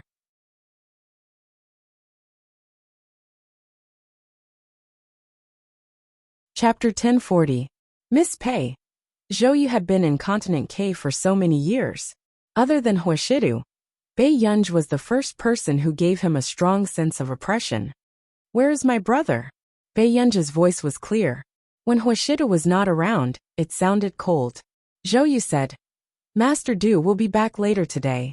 He wants you to eat early and rest well. Bei Yunj glanced at him indifferently and went upstairs. Okay. Zhou's back was already covered in cold sweat. Old Zhou, why did you come back first? Seng Su asked curiously. Master Du asked me to come over and tell Miss Pei. Zhou suddenly remembered. Oh right, find time to give me Miss Pei's math homework. Seng Su was speechless. The next day, Bei Yunj went downstairs and sat under the huge European-style window. She chewed on her bread, and looked at the rose garden outside. When Seng Su walked over, Bei Yunj asked slowly, "Brother left again?" Seng Su immediately explained, "Miss Pei, Master Du did have something urgent to attend to these 2 days. However, Master Du will come and fetch you after your health checkup." Bei Yunj paused. "Health checkup?" "Yes, Master Du has been planning to bring you to Dr. Luo for a long time." Seng Su nodded vigorously. "Dr. Luo is very skilled in medicine, especially in psychotherapy. I'm not free." Bei Yunj rejected him perfunctorily. "I still have to study." Seng Su thought for a while, and could only call Huashidu in front of Bei Yunj. Bei Yunj suddenly stood up and glanced at Seng Su casually. She said with a faint smile, "I'll go and change." Seng Su, who felt threatened, said, "Thank you, Miss Pei." Soon, Bei Yunj arrived at Luo Xie's laboratory. In the laboratory, 4 or 5 researchers were chatting. "Do you think there are any other beautiful girls in our circle besides Professor Lai?" "Damn, what a beautiful girl!" Suddenly someone exclaimed. Hearing this, the other person rolled his eyes. "Come on, what kind of beauty can there be in this godforsaken place?" Before he could finish his sentence, the researcher turned around and saw that Bei Yunj had taken off her hat. Her slender, fair fingers casually brushed her loose black hair. Her beautiful eyes were unruly and bright, and they were dazzling. Wasn't this lady too beautiful? Assistant Sung. Some people were stunned when they saw Seng Su. Seng Su smiled and looked at Bei Yunj. "Miss Pei, this is Dr. Luo's laboratory." Bei Yunj glanced at her and responded indifferently. She then sat down on the sofa in the lounge area. The others were discussing wildly. "It can't be? Are you here to look for Boss?" "Boss, don't you like her? How could he know such a beautiful girl? If you put this face in the entertainment industry, you'll be beaten to a pulp." Everyone hadn't finished talking when Luo Xie and Lai Yunqing came in together. This made the people who usually thought that Lai Yunqing had the halo of a goddess suddenly feel that Lai Yunqing's goddess halo was unusually dim today. "Miss Pei is here too." The smile on Lai Yunqing's face stiffened. "Come with me." Luo Xie only threw this sentence at her before he changed into his white coat and walked into a private room. Bei Yunj had just stood up when Seng Su followed her closely. Seng Su was still on guard. After all, their Miss Pei was so beautiful. Although Dr. Luo hated Miss Pei, he couldn't help but find her face more and more pleasing to the eye.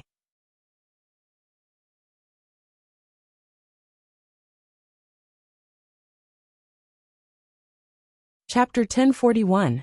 Bei Yunj couldn't be bothered to say anything else and walked straight into the room. "Yunqing, you guys go out first." Luo Xie gestured for Bei Yunj to sit opposite him and spoke. But Seng Su was worried. After all, they were alone. "Assistant Sung, do you want to check for me?" Luo Xie's tone was unfriendly. Lai Yunqing immediately smiled and said, "Assistant Sung, let's go out first. Don't worry." After the others left, Luo Xie asked without looking up, "Do you have any medical history?" "Yes." Bei Yunj leaned back lazily. "I stayed in a mental hospital for a period of time." Luo Xie. He never thought that Huashidu would have such a person by his side. Luo Xie took a deep breath. "Does Huashidu know?" Bei Yunj smiled unruly. "He was the one who picked me up from the mental hospital." Luo Xie couldn't describe his feelings at this moment. "What kind of medicine do you usually use?" Luo Xie didn't understand Huashida's thoughts, but at the same time, he couldn't tell that Bei Yunj was actually someone from a mental hospital.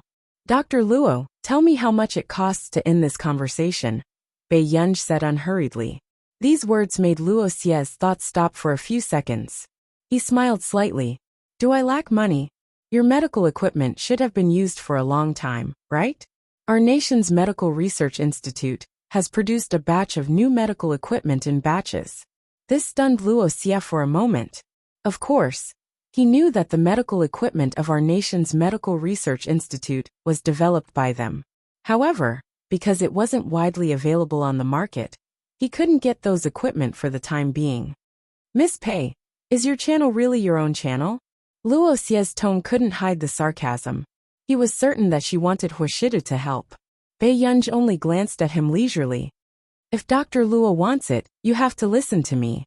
Luo Xie looked at Bei Yunj for a long time and said slowly, Bei Yunj, you don't seem to want Huashidu to know about your condition. Why? Bei Yunj's eyes moved slightly, and she only glanced at him. Dr. Luo, think about it. There are only 2 sets of medical equipment. With that said, the conversation was over. Luo Xie had just gone out when Lai Yinqing hurriedly approached in high heels. Luo Xie, she has already arrived at the airport. Come with me to pick her up. Listen to Yin. Luo Xie replied, all right. Then he turned to Bei Yunj and said, I will think about Miss Pei's matter again. Something happened at the K-Continent Academy recently, and I have to go out. I'll have to trouble Miss Pei to wait here. Do you need help? Bei Yunj asked with a rare smile. At this time, she didn't mind Luo Xie owing her a favor. Lai Yunqing smiled and said, Miss Pei shouldn't be able to help us.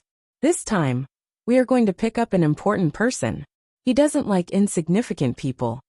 Bei Yunj raised her eyebrows but didn't say anything. Airport. Lai Yunqing looked at Luo Xie with a sweet expression. Luo Xie, thank you for accompanying me. You're welcome. Luo Xie suddenly asked. I heard that Mr. Nancy has a good relationship with the Computing Institute. Yes, Zhong Shenglin seems to have attended Mr. Nancy's class in the past. After Lai Yunqing finished speaking, she saw Nancy walking out of the airport with a few bodyguards behind him. Mr. Nancy. Lai Yunqing hurriedly walked over and started to exchange greetings. I haven't seen you in a long time. I didn't expect you to come to K-Continent personally. Nancy frowned subconsciously. He didn't know who he had sent the last voice message to, but he was as irritable as thunder. Try not to come and see me. If you don't come and see me, I don't want you to care about me in the future. Chapter 1042. After shouting, Nancy still felt that it wasn't enough and fiercely said, Hurry up and go back with me. You're not allowed to stay here. After speaking, Luo Xie and Lai Yunqing were both stunned. They suddenly wondered who could make Mr. Nancy so irritable. Nancy's anger hadn't subsided. He glanced at Lai Yunqing and Luo Xie, and his tone became cold, making people feel alienated. Why are you looking for me? Lai Yunqing smiled and said, Mr. Nancy, have you booked a place to stay? If not, how about I accompany you to the K-Continent Academy? I don't have time. I'm here to catch someone. Nancy chuckled and gritted his teeth. Bei Yunj, this guy, who knew how many people in K-Continent were eyeing her covetously. He actually came to K-Continent. If Zhong Shenglin hadn't said yesterday that the person who hacked the K-Continent Academy system was Bei Yunj, he wouldn't have known that this little bastard had come to K-Continent. Catch someone? Lai Yunqing's smile stiffened. Facing this old man who once stood at the top of this circle was indeed a lot of pressure. Although she was called by many seniors, she could see that Nancy didn't want to talk about his personal affairs. Lai Yunqing quickly changed the topic and smiled. You just arrived here. I'm afraid you won't be able to find him for a while. Lai Yunqing had already promised that she would definitely bring Nancy to the K-Continent Academy. Of course, she didn't want to slap her own face. She bit her lip and insisted. Mr. Nancy, there have been many seminars recently. In everyone's heart, you are an unsurpassable senior. They definitely want to see you. And what if there is an unexpected gain? Lai Yunqing actually wanted to learn from Nancy. After all, Nancy's achievements in computing were even more outstanding than Zhong Shenglin and Marcus. However, Nancy said that he would never accept students in his life. What's there to not surpass? Nancy just laughed casually, but Lai Yunqing thought that Nancy was being modest. Your achievements in this life. If you didn't leave later, you could completely match Hesselink. If it was before, Nancy would be unhappy to hear this. But now Nancy smiled. I can't match him, but there will always be someone who can, or even surpass him. After that, Nancy walked forward, and Lai Yunqing was stunned for a moment. She didn't understand what Nancy meant. Surpass Hesselink? Lai Yunqing only felt that it was absurd and impossible. But at this time, Nancy had already agreed to take a look at the K-Continent Academy. In the car, Nancy was still persistently calling for people to die. Lai Yunqing and Luo squinted at Nancy, who had been on the phone for more than 20 minutes. They admired the person who didn't answer the phone. A few minutes later, the call went through. In Luo Xie's laboratory, Bei Yunj was lazily playing with the computer. "Master, my phone ran out of battery just now. What's the matter?" Nancy's face almost collapsed from anger. "Do you think I'm a fool? Don't think I don't know that you're deliberately ignoring me. How would I dare?" Bei Yunj's lazy tone was also faint. The other people in the laboratory couldn't help but look at Bei Yunj with distressed expressions. Which Zhou Renpi was this? How could he be so fierce to this Miss Xinyan?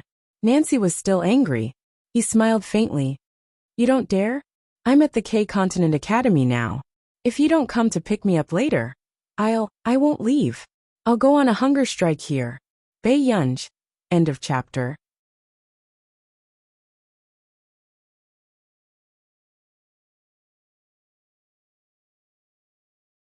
Chapter 1043. Bei Yunj's eyebrows twitched. "Why are you going to K-Continent Academy for no reason? You can go but I can't?" Nancy snorted and said domineeringly. "I'll give you an hour. You must appear in front of me." With that said, Nancy hung up the phone. Bei Yunj was speechless. In the laboratory, Sang Su asked, "Miss, what happened?" Bei Yunj put her phone back into her pocket and pressed her white hat on her hair. "I'm going to K-Continent Academy to pick someone up." Half an hour later, Nancy appeared at K-Continent Academy. The school leaders were at the entrance. "It really is Nancy." Even the dean sucked in a breath of cold air. When Lai Yunqing saw this, the corners of her lips curled up. She turned around and said to Nancy in a voice that was neither loud nor soft, "We're here. Thank you for coming with me." When the others heard this, they looked at Lai Yunqing even more fervently. Nancy actually gave Lai Yunqing face and came to K-Continent Academy? Nancy glanced at Lai Yunqing and didn't say anything. He just stood beside Luo Xie naturally. As for the calm Luo Xie, he was inexplicably nervous when he saw this god that the scientific research world couldn't surpass. Lai Yunqing didn't show any embarrassment on her face and just followed beside Nancy. "Mr. Nancy, it's an honor to meet you. It's really the blessing of K-Continent Academy to be able to come and guide you after you retire." The director was so excited that he was almost incoherent, let alone the others. Nancy's status in the industry could be said to be an unshakable legend. Switching to scientific research at the age of 20 and winning the Busaka Prize at the age of 30. Anyone would think that this was cheating.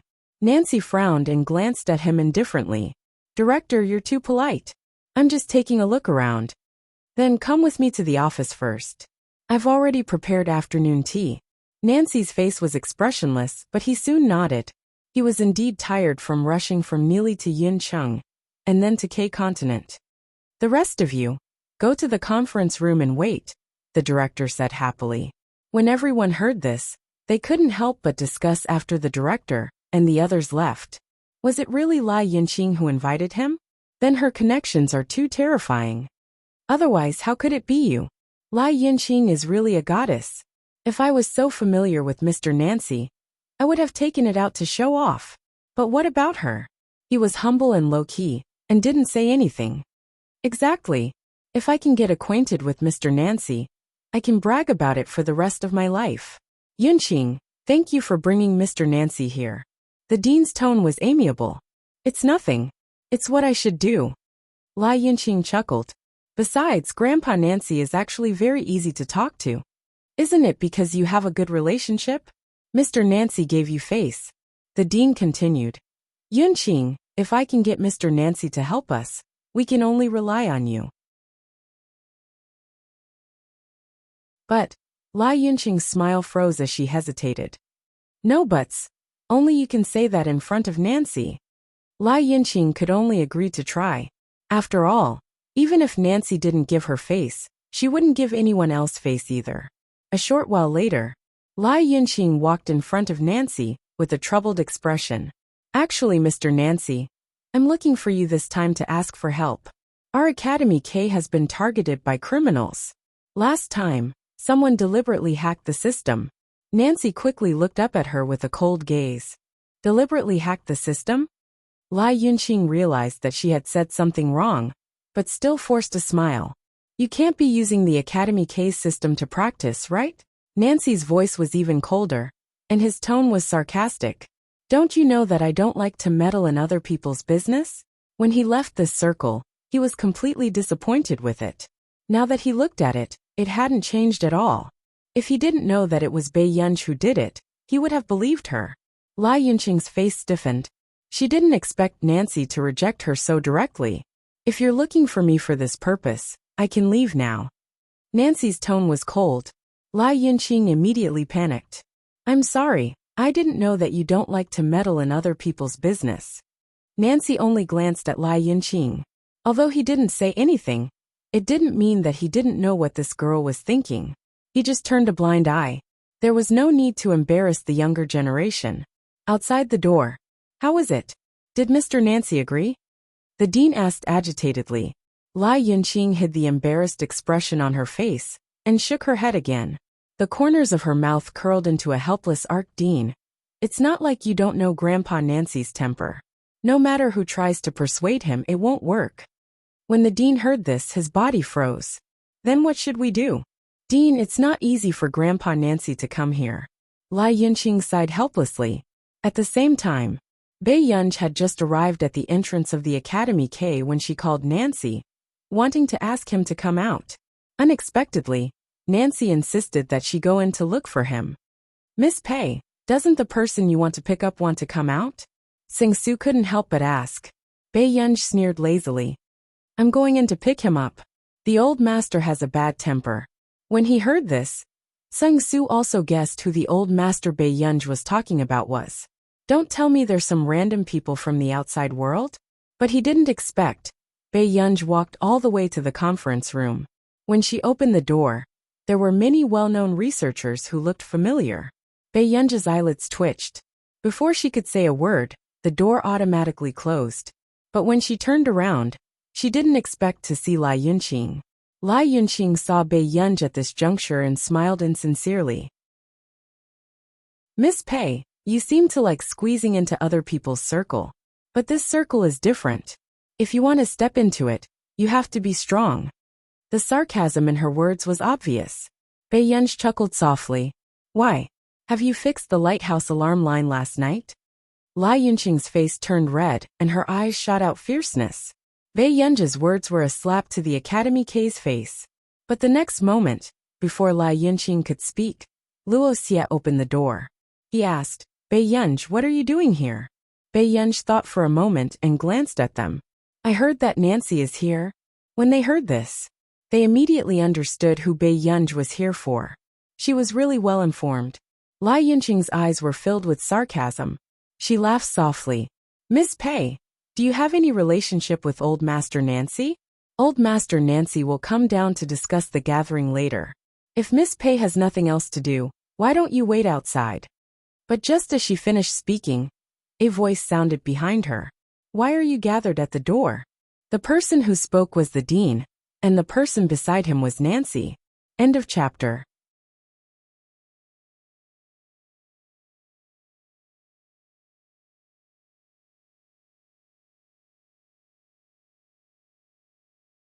Chapter 1044.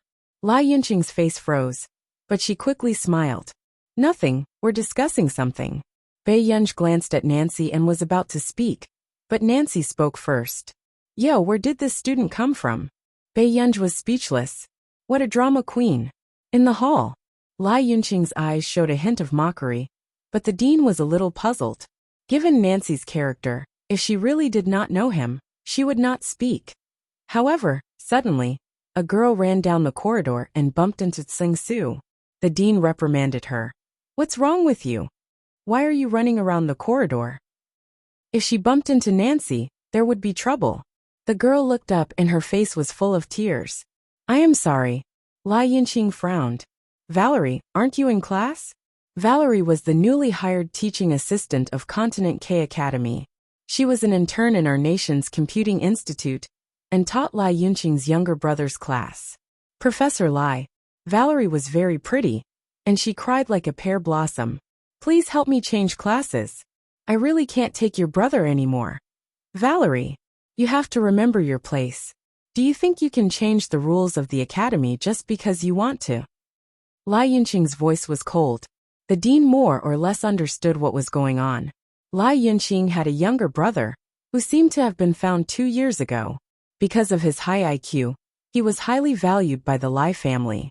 However, he liked to touch female students and teachers. This matter had been blocked by Lai Yunqing many times. Furthermore, Nancy was still here. The dean coughed lightly. Valerie, let's talk about this next time. Hurry up and go to class. When Valerie heard this, her whole body trembled and her eyes were filled with fear. Young lady, you're crying like this. Did something happen? Nancy frowned. When Valerie saw Nancy, her eyes widened in surprise. And Mr. Nancy, it's just a small matter. Young people like to blow things up. The dean smiled and was about to ask Nancy to go back. Immediately after. Then, he heard the girl's lazy and pleasant voice. Thank you, Professor Lai, for letting me sit in on your class. Do you mind if I go back with this teaching assistant? Hearing this, Valerie felt that the voice was a little familiar and subconsciously turned around. When he saw the beautiful girl in front of him, he froze. What followed was joy and excitement, and the light in his eyes shone brightly. Why? The smile in Bei Yunji's eyes faded. Only then did Valerie remember that her identity was confidential. But she actually met him here. Bei Yunji pulled out a tissue and handed it to Valerie. Her voice was not gentle. It's just a class. What's there to cry about? Valerie, on the other hand, sobbed and felt inexplicably relieved. She obediently took the tissue and didn't say anything. She didn't know if the teacher remembered her. Back then, she had only attended the teacher's class once. Although she couldn't understand anything, she couldn't forget the teacher's face. Later on, she also wanted to apply to be the teacher's student, but she was told that he no longer took in interns. This was Valerie's regret. She was only ranked 3rd in the beginning of her internship. If she had scored a little higher, she might have been the teacher's student. At this moment, Lai Yunqing's face stiffened. She didn't know how to stop Bei Yunji. But soon, Lai Yunqing also comforted herself. Bei Yunji wasn't even from continent K, so how could she go against her?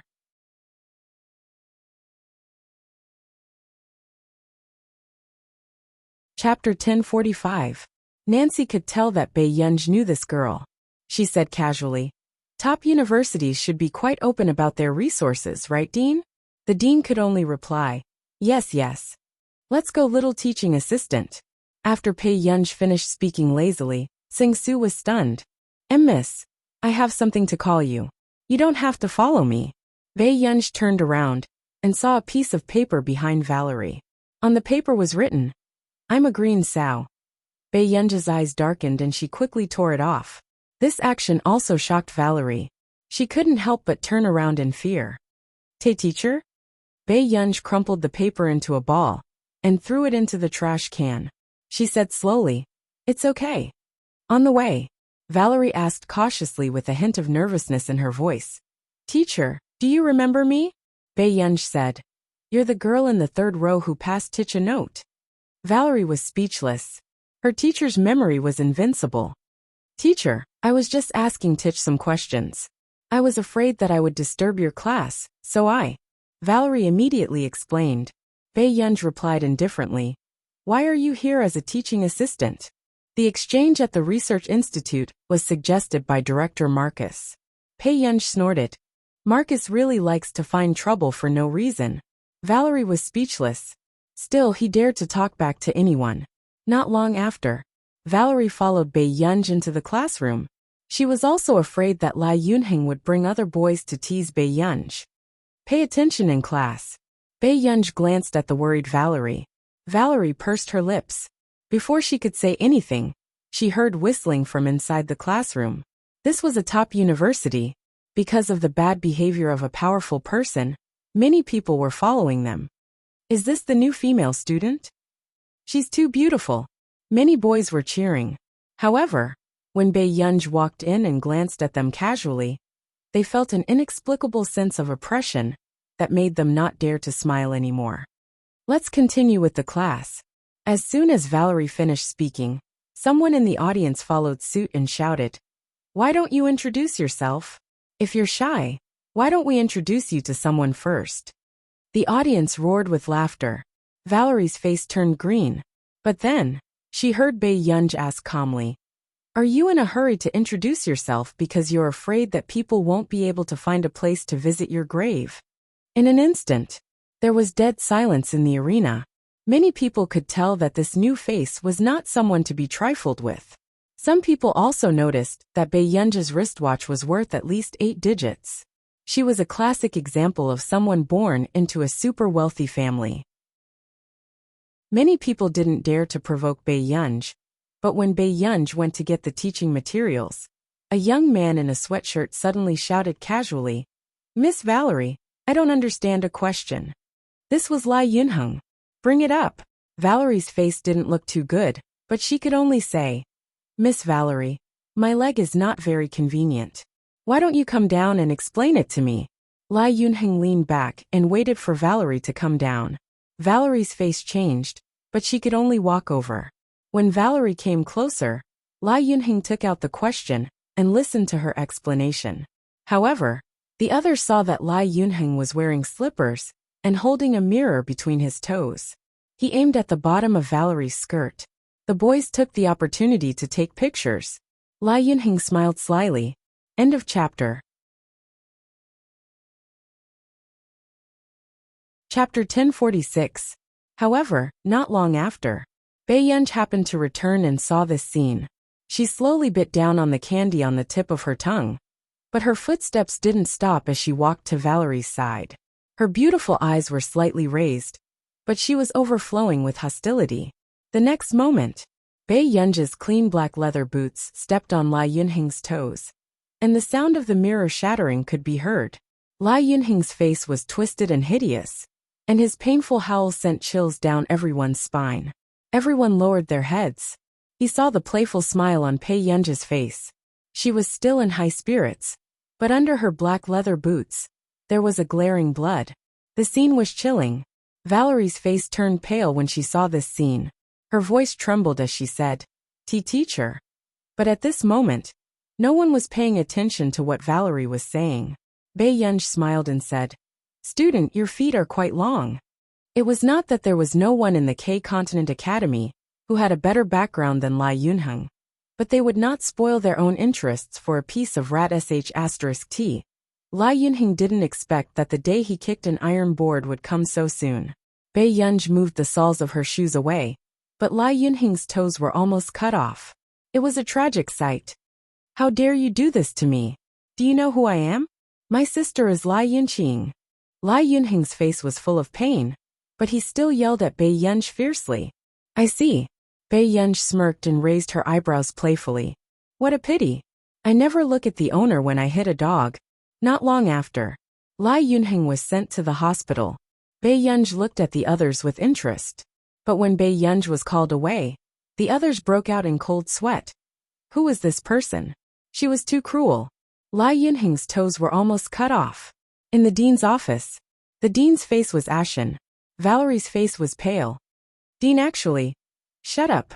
I'll deal with you later." After the director of the hospital roared, he said to Bei Yunj, "Who are you? How dare you cause trouble in our school?" My classmate stretched his leg too far and accidentally stepped on it. Bei Yunj smiled lightly. The dean was so angry that his entire body was trembling. He knew what kind of person Lai Yunheng was. If not for the fact that Lai Yunheng's talent was not inferior to Lai Yunqing's, he would not have allowed Lai Yunheng to stay. He did not doubt that Lai Yunheng would do such a thing. But this silly little girl was too ruthless in her actions. Something happened to Lai Yunheng in the K-Continent Academy? "Get your parents here. I want to see what kind of background you have," the dean said with a dark face. He had to deal with this person today, so that he could give the Lai family an explanation. "Dean, this has nothing to do with her. It's all because..." Before Valerie could finish, Bei Yunj went up to make a call. At this moment,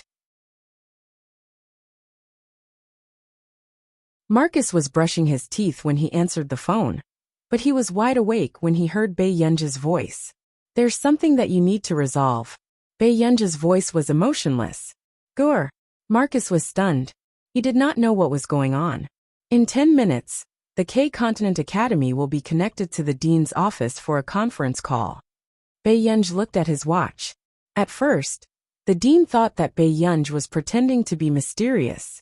But before he could mock him, a video conference call came. He was stunned. This number was a little familiar.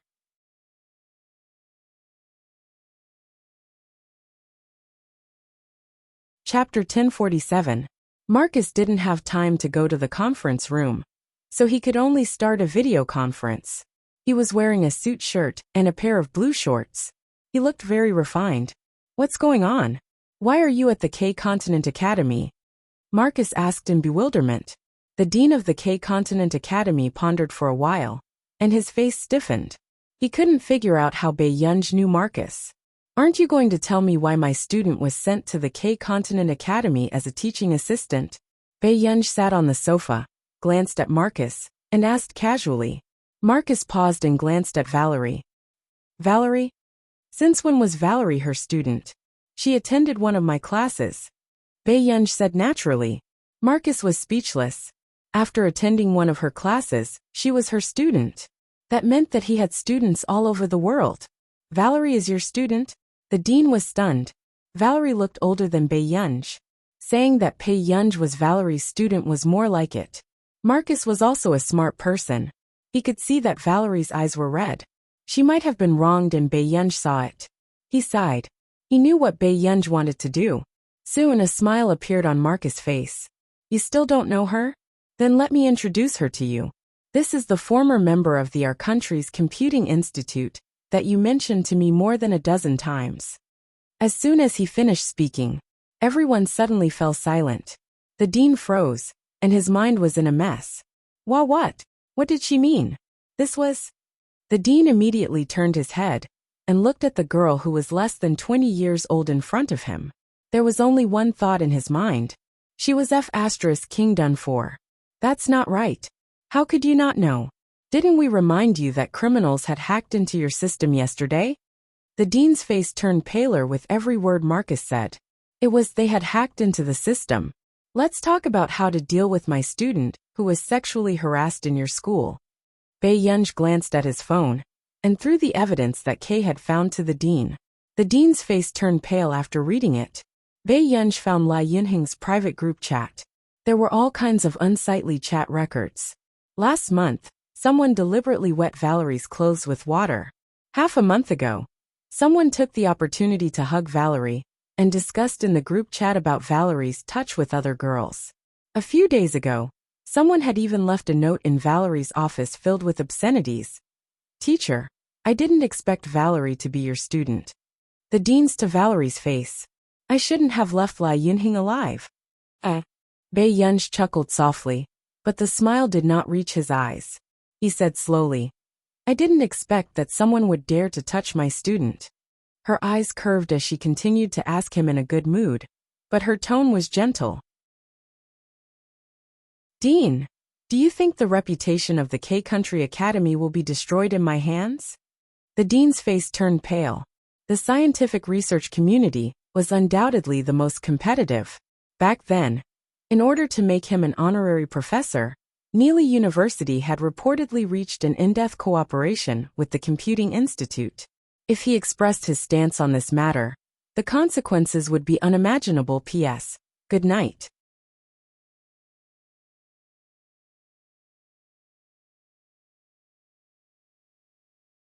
Chapter 1048.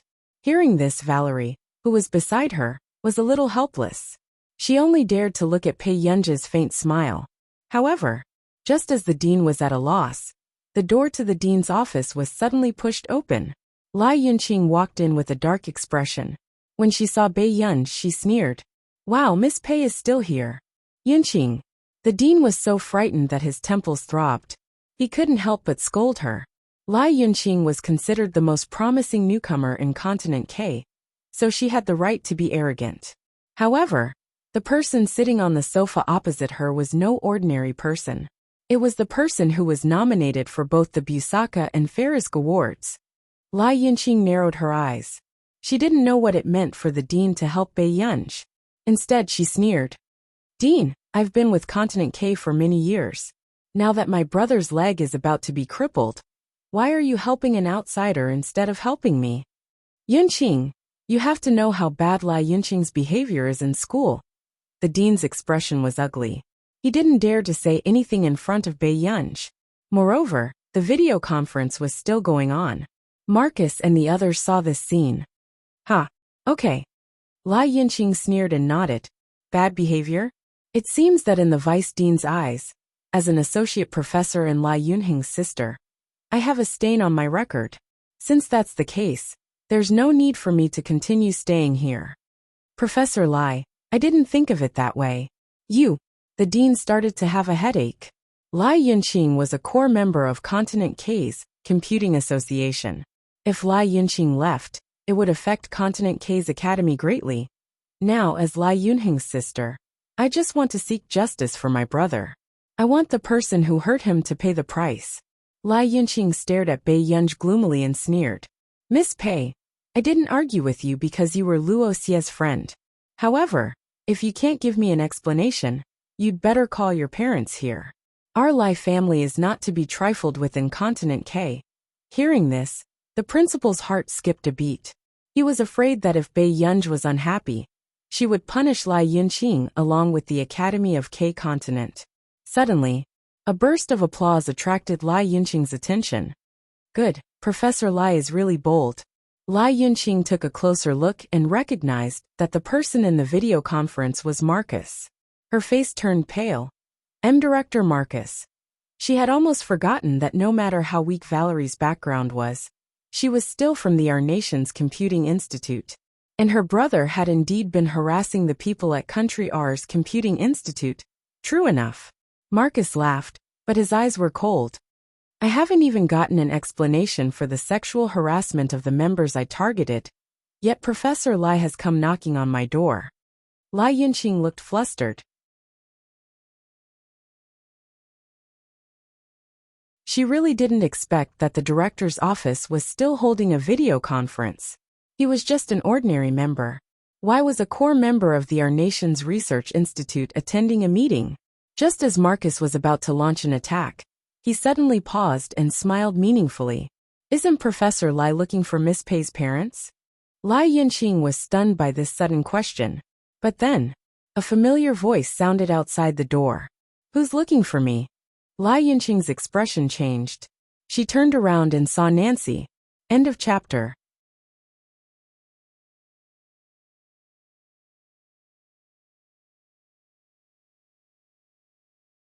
Chapter 1049. What was going on? Bei Yunj's parent was Nancy? Why?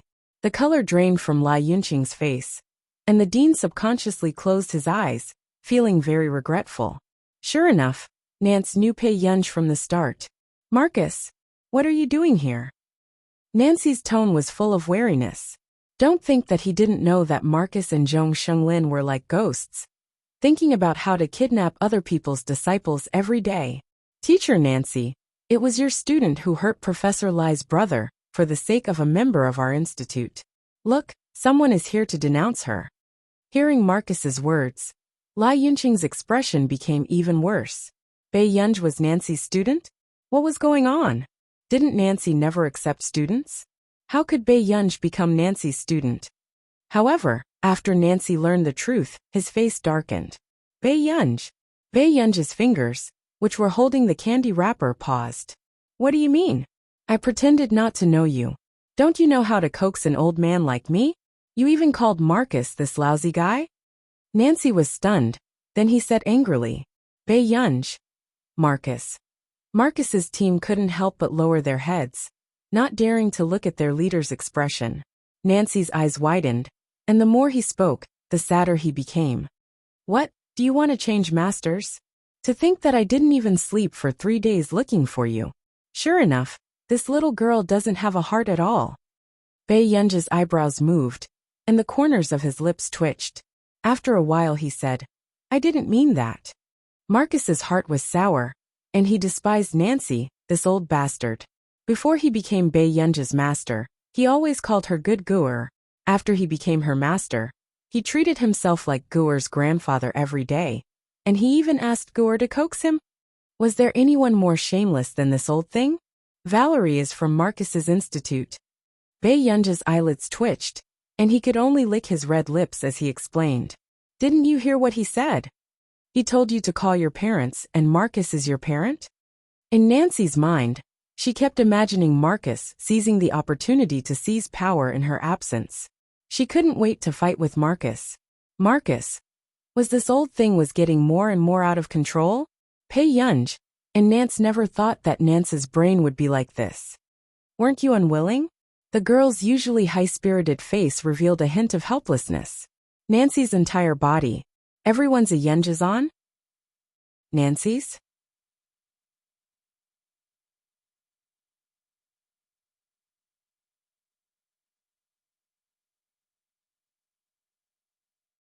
These are two different things. This old man only has one disciple in his life. How can I let others bully her? Lai Yunqing had just heard Nancy's words when his cold gaze slowly swept over her. Professor Lai, do you have any advice for this old man's education?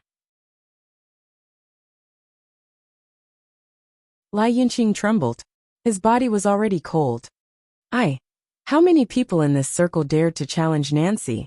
This matter has nothing to do with Professor Lai.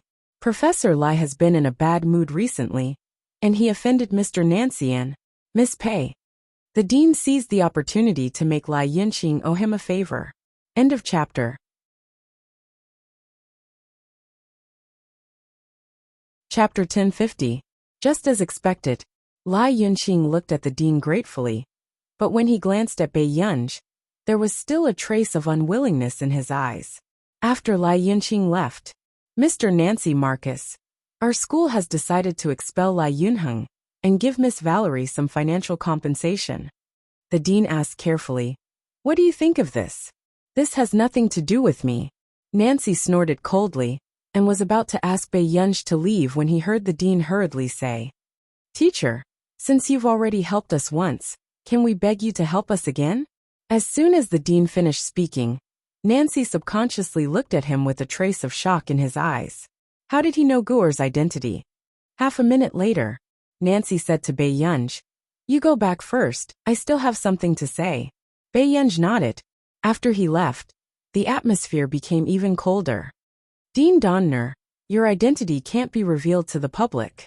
Nancy's face was expressionless, and his pair of eagle-like blue eyes revealed an inviolable majesty. The dean smiled. I didn't tell Professor Lai Yunqing either, right? Don't worry, teacher has helped our school before, why would I harm her? On the contrary, if teacher can become our school's honorary professor, I will do my best to protect her reputation. It wasn't that the dean didn't know that those who met her would definitely sign a confidentiality agreement. But unfortunately, he didn't sign that confidentiality agreement. No one would have thought that he would expose his identity for a student he met by chance. Nancy's eyes darkened. He understood what the dean meant. He could keep it a secret, but he had to help him solve the problem he was facing, get more benefits for the K-Continent Academy, and stand on the same side as the K-Continent Academy. Donner, you're quite ambitious. Nancy's tone revealed a lot of anger. But at this time, the dean was fearless because of this. Especially now, when he was still alone in the K-Continent Academy. Mr. Nancy, please think about it. Besides, this is not a bad thing for the teacher. The dean's eyes flashed with greed. At that time, it was rumored that he was about 35 years old. But he never would have thought that. He wasn't even 20 years old. Such a super genius could bring too many benefits to their academy. Therefore, even if he offended Nancy, he still wanted to obtain these unimaginable benefits.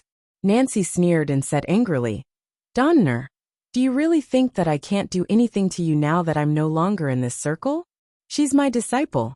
If you dare to let anything happen to her, I have plenty of ways to tear down your academy.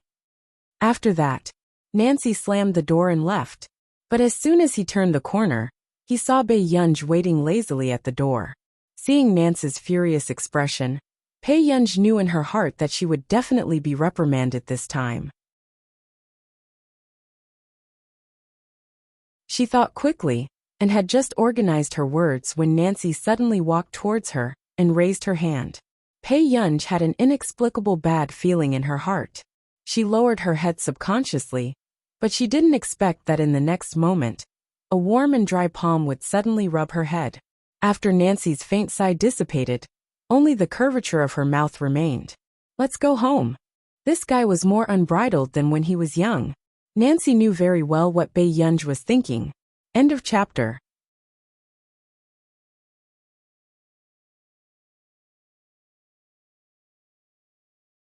Chapter 1051. If Pei Yunj had only helped Valerie deal with someone, Valerie would probably get into even bigger trouble in the future. By doing this, she was undoubtedly protecting Valerie's path of retreat. Pei Yunj's eyebrows twitched. This was the first time she had seen Nancy so gentle. Master, you're not angry anymore? Nancy walked in front of Pei Yunj and snorted lightly. Since you're born as a human, you have to live like a human. What's there to be angry about? As a researcher, a sense of mission was greater than one's own strength. This was the right direction for future research and development. Pei Yunj's lips curled up as she walked slowly behind him. Guer, you have to remember that the older generation of researchers in your country are worthy of respect by countless people. Nancy narrowed his eyes and recalled the memories of Zhong Xinglin and the others secretly coming to his class. He could not help but chuckle silently. Nancy changed his profession at the age of 20 and became the principal of Neely University at the age of 30. It was also during those years that he met Zhong Xinglin. At that time, the scientific research and technology of country, it was very different from that of country R. As a result, even the extremely talented Zhong Xinglin suffered a lot when he was studying abroad. However, Zhong Xinglin was willing to study wholeheartedly. He often hid in a corner and listened to Nancy teach graduate students. Nancy pretended not to know. In the 9th year, Zhong Xinglin won the K.Z. Busako Award. After that, Zhong Xinglin resolutely chose to develop in the country when faced with the temptation of a salary that was hundreds of times higher overseas. Even in the few years when he returned, he had faced resistance from the domestic circle because of differences in views. However, in Nancy's eyes, old researchers like Zhong Xinglin should be remembered the most in history. Pei Yunj glanced at Nancy. These words were often said to her by Meng Liang in her previous life. Not long after, before Pei Yunj could speak, she heard Nancy say angrily, "Who does Donner think he is? How dare he threaten me? When I destroyed the entire circle back then, he was still playing with mud somewhere." Pei Yunj, who was walking behind them, was speechless. Pei Yunj, listen to me. Only those cowardly and incompetent masters would make their disciples behave themselves. What's wrong with my disciple being a little arrogant? Even if you poke a hole in the sky, I have a way to cover it. Nancy was also a hot topic in the circle back then. Because of Nancy, Neely University became the world's top school. Go back first.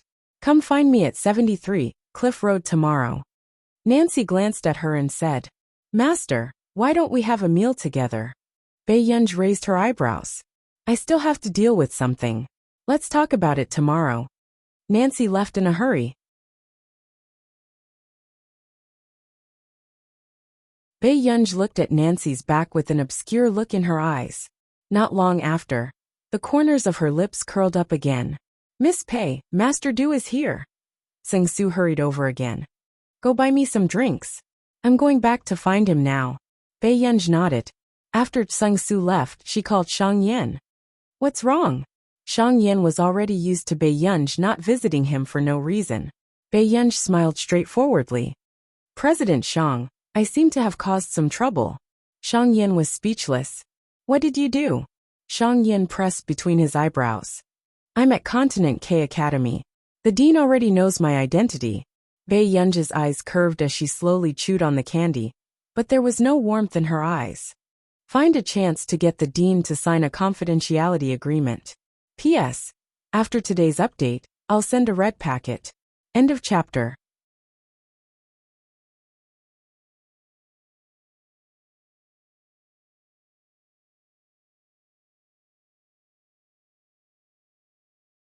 Chapter 1052. Got it. Shang Yin pressed between his eyebrows. Just as he was about to say something, Bei Yunj suddenly saw Huashidu on the phone in the car. She looked at the man's handsome side profile with interest, and subconsciously lowered her voice. President Shang, let's talk next time. At this moment, Nie Yu asked, Sir, did Elder Miss cause trouble again? Shang Yin curled his lips. Yes, go and settle these matters later. Actually, you can let me handle Elder Miss's matter directly. You don't have to. Before Nie Yu could finish speaking, he noticed Shang Yan's indifferent gaze sweeping over him. Instantly, Nie Yu fell silent. On campus, Bei Yunj had just knocked on Huashida's car window when Sing Su suddenly called and said that he had not found the way. Bei Yunj's eyelids twitched, and she had no choice but to look for Sing Su first. However, halfway through the journey, Sing Su was very happy. Miss Pei, I found Master Du. Bei Yunj was speechless. Pei. Before Sing Su could finish speaking, Bei Yunj hung up the phone and walked back. But not long after, Bei Yunj suddenly saw a beautiful girl standing beside the man's back. The girl blushed and looked at the man shyly. Soon, she tiptoed and wanted to kiss the man's side profile. Bei Yunj raised her eyebrows, and her beautiful eyes darkened. She quickly walked to the man's side and gently held the girl's cheek with one hand. She chuckled lazily, her eyes seductive. Classmate, whose person are you kissing? The girl looked up and saw the excessively beautiful girl in front of her. She was stunned for a moment, but soon she said angrily, Who is she? Su Yu, you bastard. Bei Yunj was about to say something when she suddenly realized that something was wrong. Who was this girl scolding? Bei Yunj suddenly had a bad feeling. As expected, she turned around and heard the man's chuckle. Where did this little girl come from? She has a sense of justice. This was not Huashida's voice at all. Bei Yunj looked up and met Su Yu's eyes. Bei Yunj couldn't be blamed for admitting his mistake. Today, Huashida was different from usual. He was wearing a smoky gray suit. His posture was tall and straight, and he fully displayed his elegance and arrogance. He was both lustful and refined. Judging from the man's height and the suit he was wearing, it was easy to confuse him from the back. Yun Yun.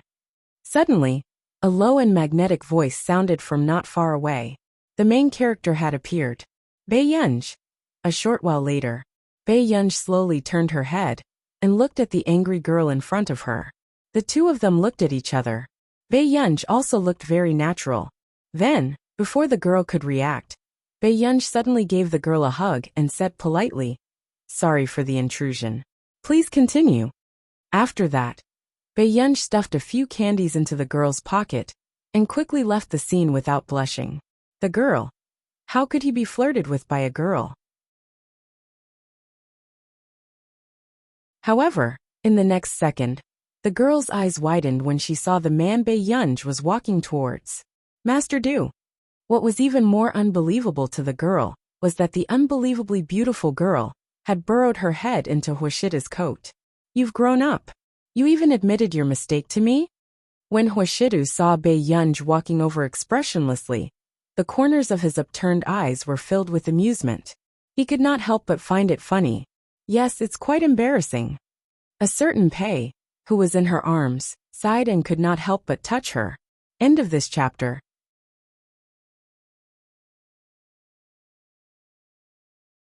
Chapter 1053. After a while, the man's low chuckle drifted into Bei Yunj's ears.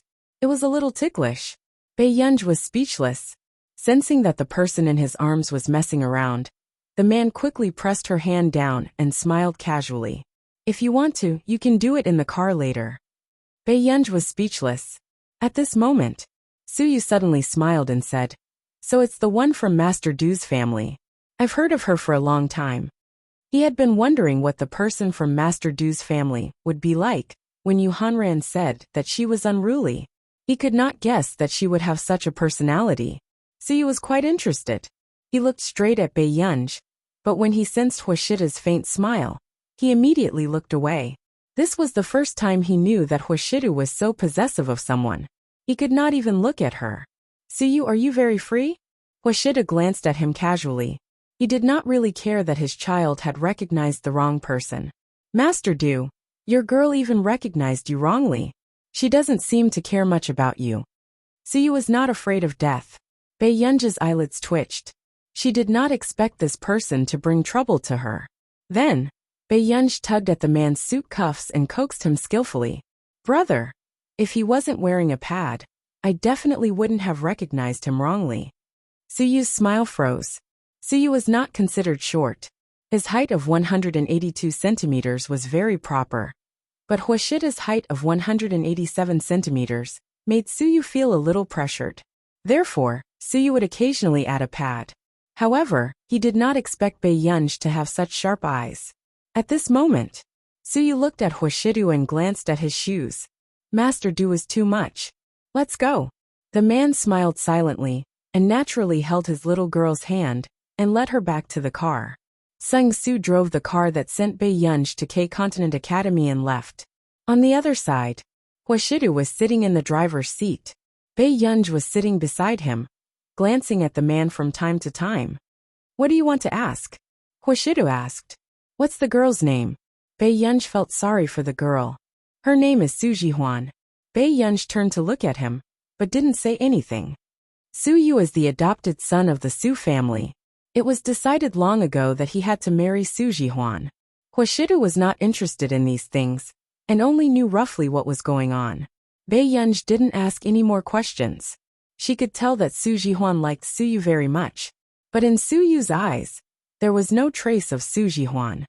Are you interested in Su Jihuan? The man asked casually.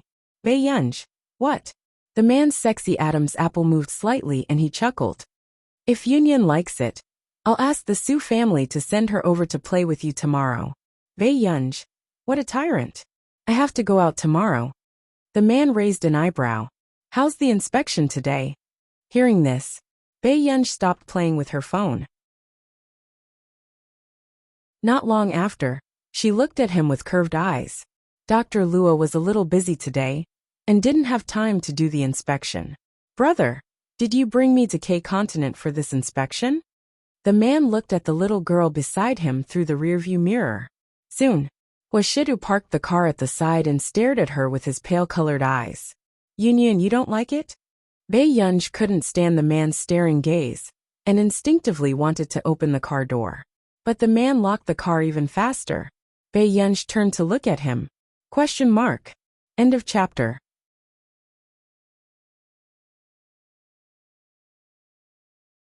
Chapter 1054. Solve the problem first before getting out of the car. The man had just picked up the silver lighter when he thought of the person beside him. He could only throw it aside and lean back lazily. Bei Yunji also insisted. I want to get out of the car and solve the problem later. The man glanced at her with his pale-colored eyes. After a few seconds, his gaze swept across the surrounding buildings. He chuckled. That's fine too. Before Bei Yunji could get out of the car, she heard the man say slowly, if you really want to get out of the car, let's go to the hotel next door and get a suite to talk. Bei Yunji. Huashidu also noticed that Bei Yunji was against this physical examination. However, if he really let her get out of the car, he was indeed afraid that Bei Yunji would avoid him in the future. Bei Yunji licked her red lips. The emotions in her eyes flickered. She looked very calm, but her fingertips were slightly white as she gripped her sleeves. In an instant, the complicated and frustrated emotions in her heart surged into the dark side that she had been trying her best to suppress soon. Bei Yunji looked up at the man. Most of the coldness and frustration in her heart disappeared, leaving only uneasiness and loneliness. She lowered her head and tried to sound him out. Brother, to you, I'm not your pet, right? As soon as she finished speaking, for a moment, Huashidu wanted to throw this child out. The atmosphere was silent for a while. The man looked out of the car window, loosened his tie with one hand, and unbuttoned his collar. Then, a soft laugh that sounded like a mocking laugh floated into Bei Yunji's ears. Bei Yunji. This seemed to be the first time she saw Huashidu angry. Bei Yunji was about to organize her words when the man suddenly turned around and leaned towards her. He lifted her chin with one hand and narrowed his eyes carelessly as he looked at her face carefully. Bei Yunji looked into the man's dark eyes, which seemed to contain a terrifying aggressiveness. His posture was still light as he sneered. I look like I have a fetish for beasts, Union? After a while, Bei Yunj, who had just regained her senses. Who was he scolding? Huashida glanced at Bei Yunj, who was silent. Alright, I have to drive. Big brother. Bei Yunj was about to say something when Huashida reached out without turning his head, and pulled down her loose hoodie to cover Bei Yunj's face. Be quiet for a while. Bei Yunj, who couldn't see clearly. It was obvious that this person was really angry. Back at the manor, Zheng Xinglin's phone could not be reached for the time being, so Bei Yunj could only call Si Qingyan. He doesn't know about this, does he? Bei Yunj held the watering can in one hand, but her eyes were not on the expensive flowers. Si Qingyan was silent for a while.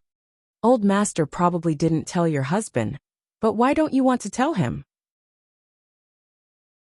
Isn't the one in your family good enough for you? He had seen Mr. Hua a few times. He was handsome and noble, a classic example of a gentleman who could charm young girls to death.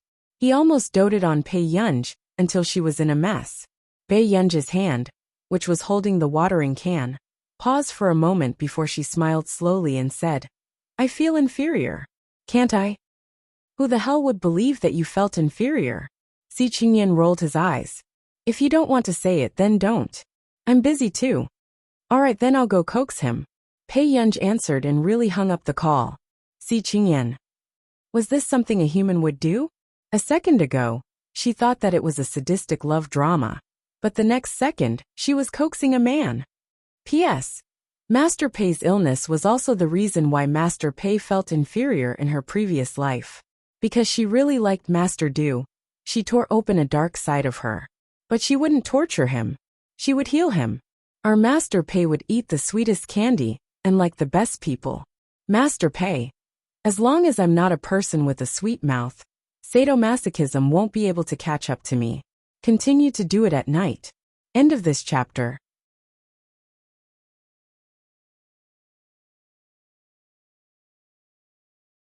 Chapter 1055.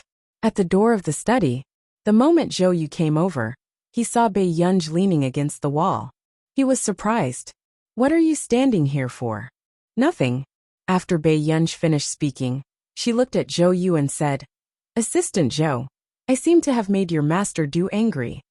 Zhou Yu looked at Bei Yunj's gaze, and knew that Bei Yunj was asking him to help her come up with an idea. To be honest, no one dared to make Master Du angry. Zhou Yu thought about it, and suddenly felt that something was wrong. How could Master Du bear to be angry with Miss Pei? If Miss Pei acted coquettishly, Master Du would even be willing to pluck the moon for her. Soon, Bei Yunj felt that the way Zhou Yu looked at her had changed, as if he was looking at a scumbag. His gaze was filled with accusation and disbelief. Bei Yunj.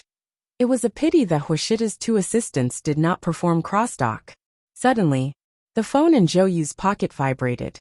He bowed slightly to Bei Yunj and smiled politely. Miss Pei, I'm sorry. Master Du is looking for me. Bei Yunj. In the study. Master Du, Zhou Yu called out. After thinking for a moment, he said carefully, Miss Pei is waiting at the door. Huashida glanced at him casually. You want to call her in? Zhou Yu immediately shut up. For a moment, Zhou Yu wanted to know what Miss Pei had done. There's something going on in Continent K's academy. Go and settle it. Huashida threw the documents to Zhou Yu. Let their director sign this agreement. Hearing this, Zhou Yu instinctively walked closer and picked up the contract on the desk. He opened it and saw that it was a confidentiality agreement. Zhou Yu was one of the few people who knew Bei Yunj's true identity. He was slightly surprised.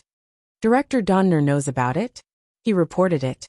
Huashida's slender index finger tapped on the table gently. His voice was calm, but Zhou Yu felt a chill. Zhou Yu felt a chill down his spine. Dean Donner was too bold. He knew how important this was to Country A, so he didn't provoke them on the surface. Instead, he leaked this information to the higher-ups. He could also fight for some benefits for himself. However, what Tang Dina didn't expect was that this message would be sent to Huashidu. Understood. I'll get the dean to sign this document. Zhou Yu nodded. Then, Huashidu asked unhurriedly. I heard that there's a vice principal of K Continent Academy who is from Country A? Zhou Yu was stunned for a moment. Soon he bowed slightly to Huashidu. Yes, Director Donner has reached the age where he should delegate power. After that, Zhou Yu sighed in his heart. What kind of bewitching potion did Miss Pei cast on Master Du? Next, before Zhou Yu could regain his senses, he heard the man ask casually, "She's been outside for so long. Aren't you going to let her in?" Zhou Yu. A short while later, Bei Yunj saw Zhou Yu come out with a document in his hand. "Miss Pei, please go in." Zhou Yu forced a smile. "Brother, have you calmed down?" Bei Yunj hesitated. Zhou Yu's smile cracked slightly. After a while, Bei Yunj pushed open the door of the study and saw the man inside reading a document. A pair of gold-rimmed glasses rested on the bridge of his nose. His collar was loose and casual. He was so lazy and sexy that it made people blush and their hearts race. "Looking for me?" Bei Yunj didn't speak for a long time. The man's low and magnetic voice sounded unhurriedly. "P.S. More in the morning. Good night." End of chapter.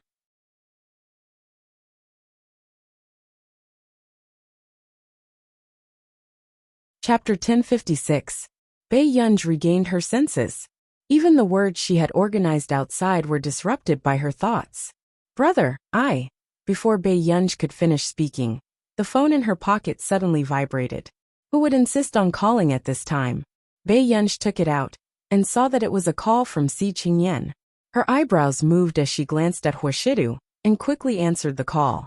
Before she could speak, she heard Si Qingyan ask, "Yunj, is your third brother all right?" Bei Yunj's eyes moved. "What's wrong? Don't tell me you don't know that your third brother is competing in Continent K and lost just now." Si Qingyan immediately asked when he heard this. It was only then that Bei Yunj remembered that Qin Lang had said that there was a competition recently. He lost. Bei Yunj's eyes darkened. According to the previous trend, Qin Lang had never competed in Continent K. And the first time he lost, it was because his hand was injured. Yeah, I think something happened at the venue. Not only did Qin Lang lose the competition, he was also injured. I don't know if it's serious. Hearing this, Bei Yunj licked her red lips and was silent for a moment before she asked, "Where's the address?" After getting the address and hanging up the call, Bei Yunj noticed that the man had been looking at her. "Are you going out?" the man asked first. For a moment, Bei Yunj felt like she was no longer human. Bei Yunj nodded. Who knew? After a while, she heard the man say slowly, "I thought you were here to coax me." Bei Yunj was speechless. Soon, in the back seat, Bei Yunj looked at the man beside her from time to time. However, the man was sitting upright with a book in his hand. His handsome eyes were light and calm, but he did not look at her. Suddenly, "Brother, is the book that good?" Bei Yunj's beautiful eyes curved as she leaned over and asked with a smile, "Why don't you look at me more?" Huashidu saw the young lady coming over and gently pressed his fingers against her head. But a certain someone, who had always been experienced, rubbed her forehead against his finger like a spoiled child. Before he could react, the book in the man's hand was snatched away. Bei Yunj flipped through a few pages and raised her eyebrows. "You don't look as good as me." After saying this, Bei Yunj's book was taken away by a slender and beautiful hand. "We're here." The car had just stopped, and the man's unhurried voice sounded. "Bei Yunj. All right, I'll have to coax her next time." However, before Bei Yunj could get out of the car, someone suddenly grabbed her waist from behind. The world spun and Bei Yunj's back was suddenly pressed against a warm chest. "Brother?" Before she could regain her senses, her face was covered by something furry. The tip of her nose was filled with the unique cold and pleasant scent of a man. Huashidu reached out and pulled down the scarf, revealing the little girl's exquisite face. "All right, you can go out now." Bei Yunj unconsciously curled the corners of her lips. "Brother, you're still so nice to me even when you're angry?" Huashidu glanced at her. He was already used to a certain someone's insatiable behavior. He sneered softly, and his magnetic and lazy voice sounded casually. "Didn't you already have me under your thumb?" In the stadium, Bei Yunj had just reached the door when she was stopped. "Miss, this is the preliminary round. The audience seats are not open. Only the insiders can." Before the attendant could finish speaking, he saw a girl wearing a white hat swiping the black card in her hand on the magnetic card machine. After being doted on by the big shots, I'm wild. /book/83224/.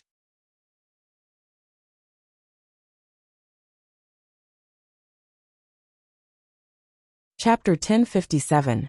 Very soon, the barricade door opened automatically, and even the sound of the manager's announcement could be heard. However, the security guard did not notice all this. He only knew that this was an internal member. Where are Qin Lang and the rest?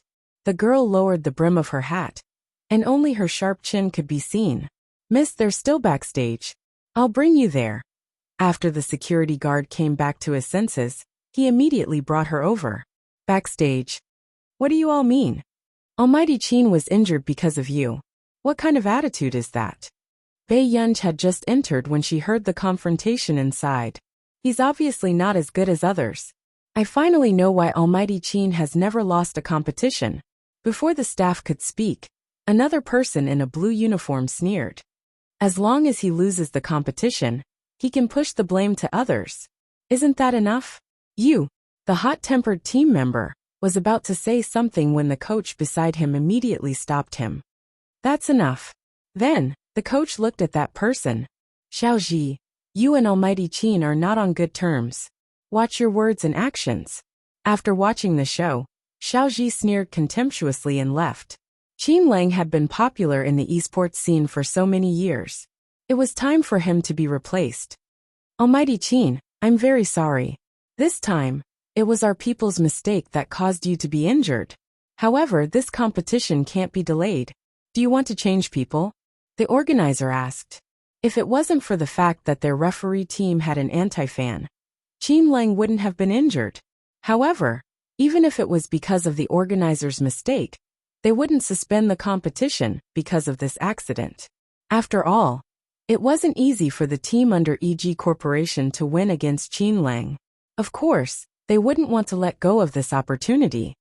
What are you doing? If it wasn't for the organizers, my almighty Qin would.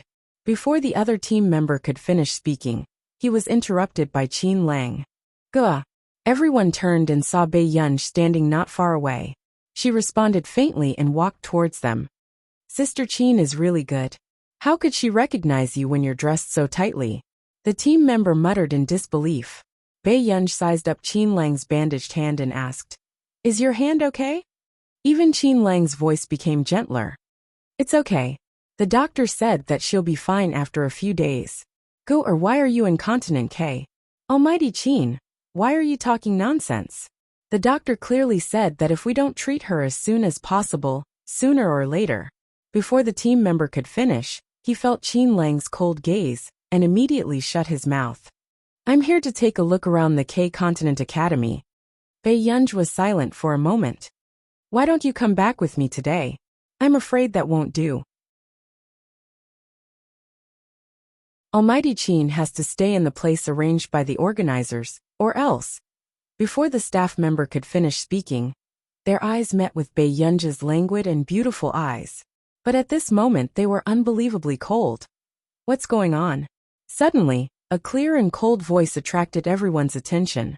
Everyone turned around and saw a woman in a purple suit walking over. Bei Yunj raised her eyebrows as she recognized this person. Jiang Ji.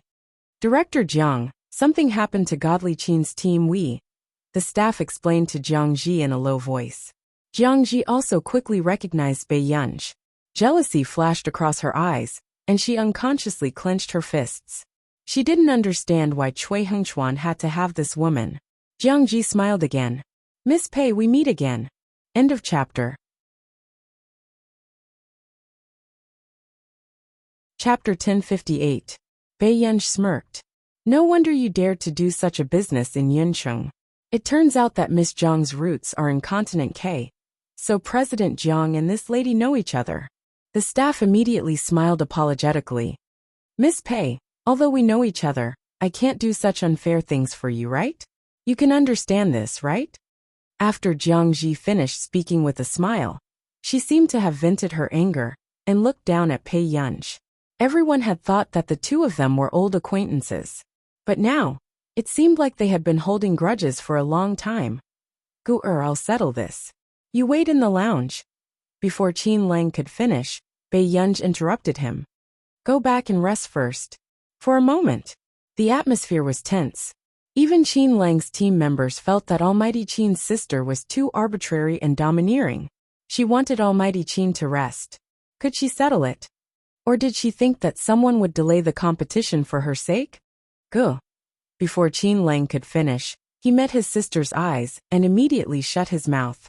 After a while, Qin Lang could only nod and use his eyes to signal the other team members to calm Bei Yunj down and not let her be impulsive. After they left, Bei Yunj's smile disappeared, and her beautiful eyes were filled with hostility. Why?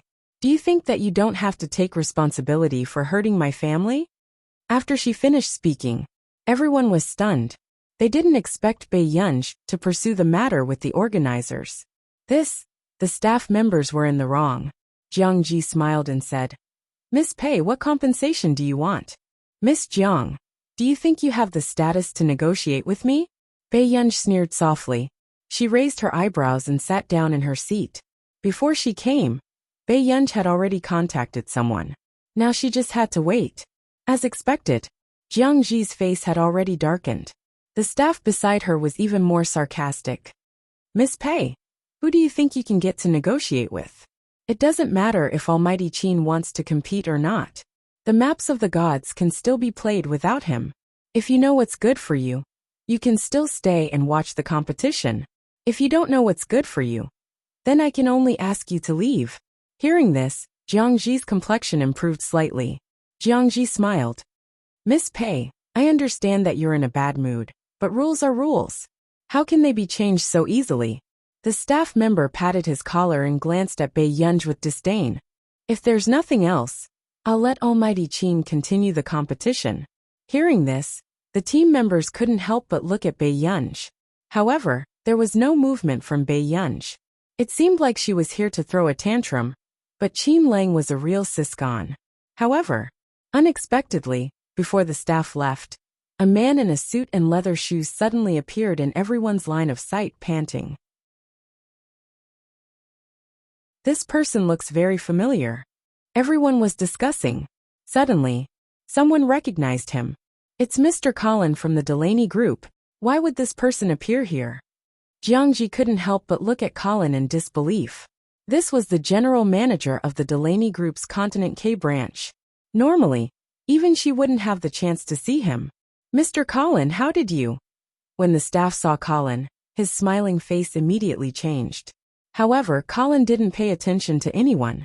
Instead, he tidied up his suit and immediately walked in front of Bei Yunj. Miss Pei, sorry to keep you waiting. End of chapter.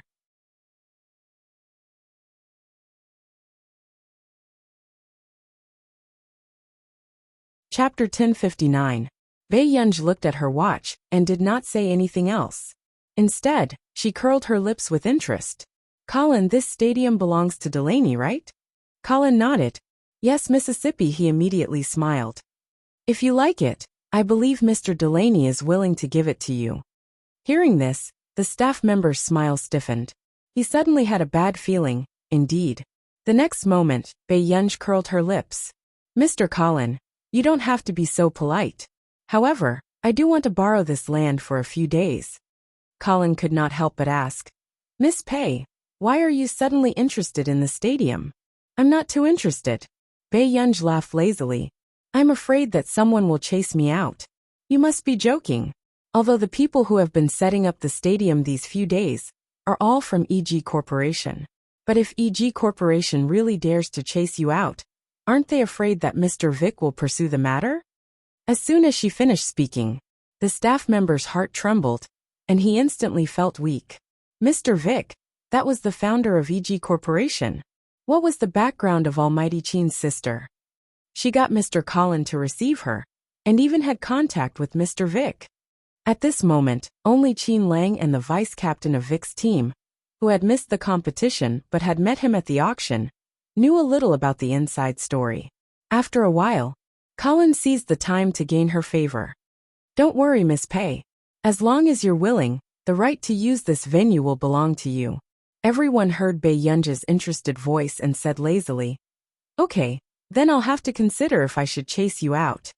The staff member's face turned green, and he almost fainted. He did not expect things to turn around like this. The situation was obvious now. The organizer was not the one who could chase them out, but Bei Yunj. If Bei Yunj was even a little unhappy, she could kick all of them out of the door at any time. Jiang Ji was the first to panic. She gritted her teeth. This land was rented to EG Corporation by the Delaney Group. How can you give it to others just like that? Colin frowned and glanced at Jiang Ji unhappily. However, he smiled generously. Miss, you probably don't know that EG Group has never rented our land. Because of Mr. Vic, it had been used by EG Corporation for free all these years. Of course, if Miss Pei wants it too, we'll consider you first. This was also what Delaney had instructed him before he came. As long as it was related to Bei Yunj, no matter what, they had to side with Bei Yunj. He had to coax the god of fortune. At this moment, Jiang Ji's face alternated between red and green, and the staff stuttered. Mr. Colin, our Maps of the Gods competition is only halfway through. How can we? I'm sorry, but we need Miss Pei's approval. Colin smiled. My mission this time is to assist Miss Pei. The staff member looked like he was about to cry.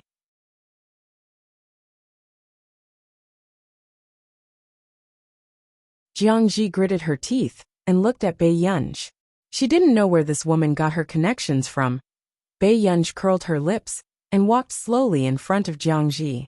Her eyes were unruly, but her voice was gentle. Boss Jiang might not be used to it yet. In my place, I'm the rule. Everyone, you can also consider whether it's better to play here or be thrown out. Bei Yunj unwrapped the candy and smiled slowly. End of chapter. Chapter 1060. The staff member's body stiffened. After a long time, he could only bow to Bei Yunj.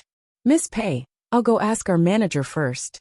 Jiang Ji bit her lip and stared at Bei Yunj with red eyes. However, not long after, the manager hurried over. After nodding slightly to Colin, he also looked at Bei Yunj. The manager bowed slightly. Miss Pei, I'm sorry I didn't have time to find you just now. My surname is Yang.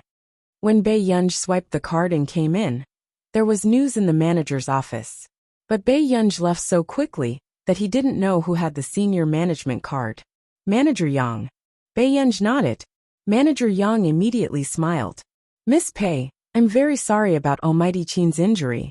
Since it was your request to delay the competition, we naturally have no objections. But the longest delay can't be more than 7 days. I hope Miss Pei can understand. During this period, Almighty Qin can freely change his team members. I understand. I'll take him to check on his injury first. Bei Yunj glanced at Manager Yang.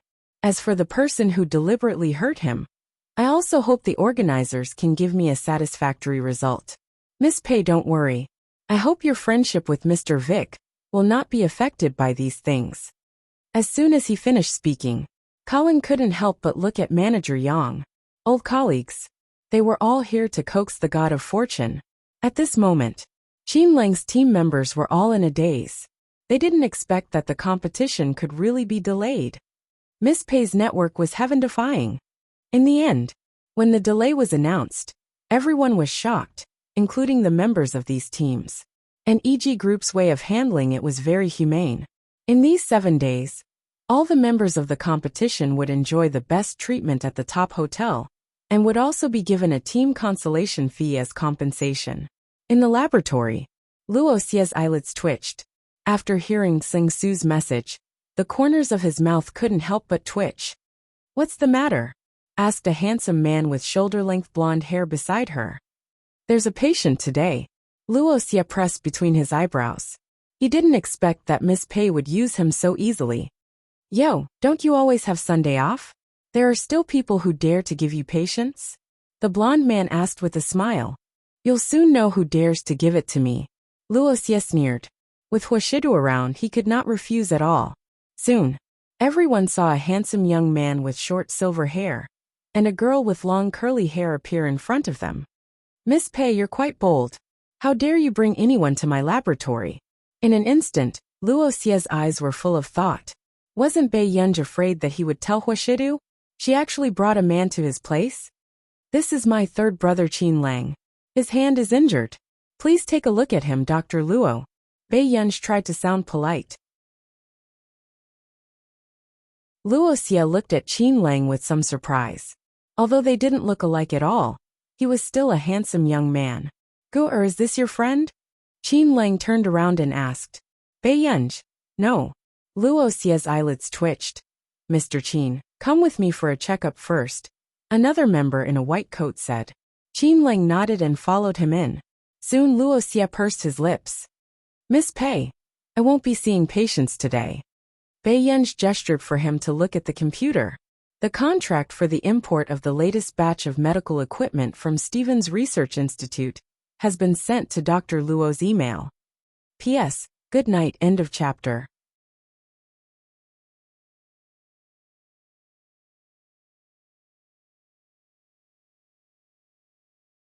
Chapter 1061. With that said, Luo Xie froze and stared at Bei Yunj for a while before he got up and went in.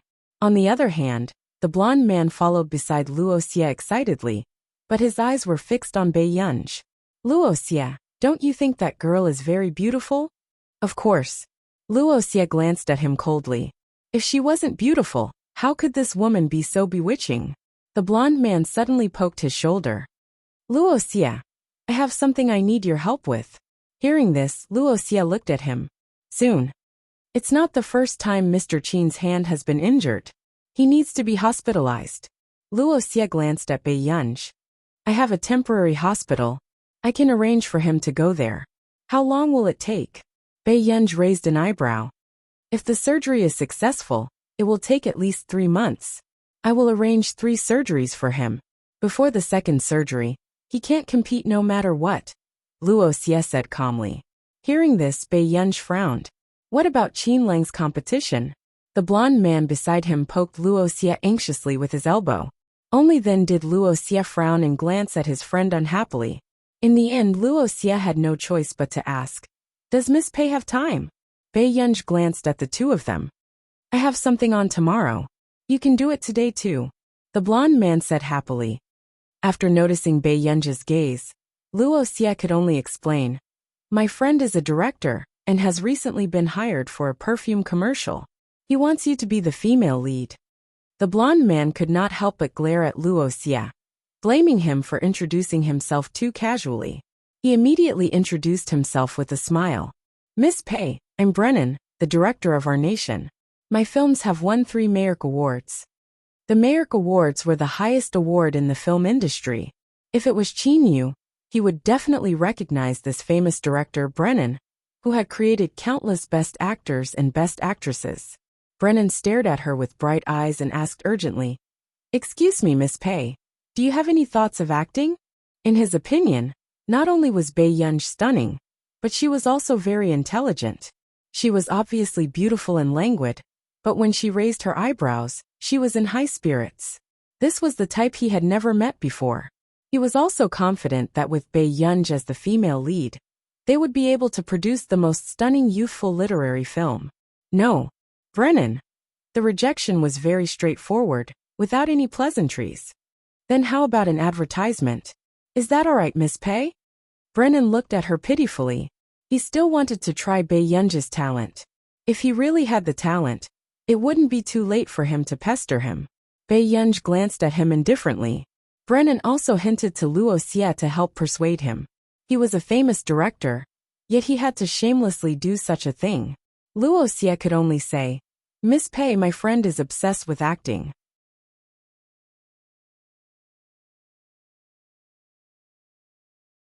If you don't agree to shoot the advertisement, he might follow you in the middle of the night. Brennan's smile froze. Bei Yunj. Soon. The corners of Bei Yunj's lips curled up. Sure. Can Dr. Luo help me with the matter I troubled you with last time? Luo Xie suddenly remembered that Bei Yunj had asked him to help fool Huashidu. He would dare to do this? Luo Xie, you don't even dare to agree to a young lady's request. Are you still a man? Seeing that there was hope for his advertisement, Brennan immediately punched Luo Xie. Luo Xie was speechless. Was this young lady's request normal? End of chapter.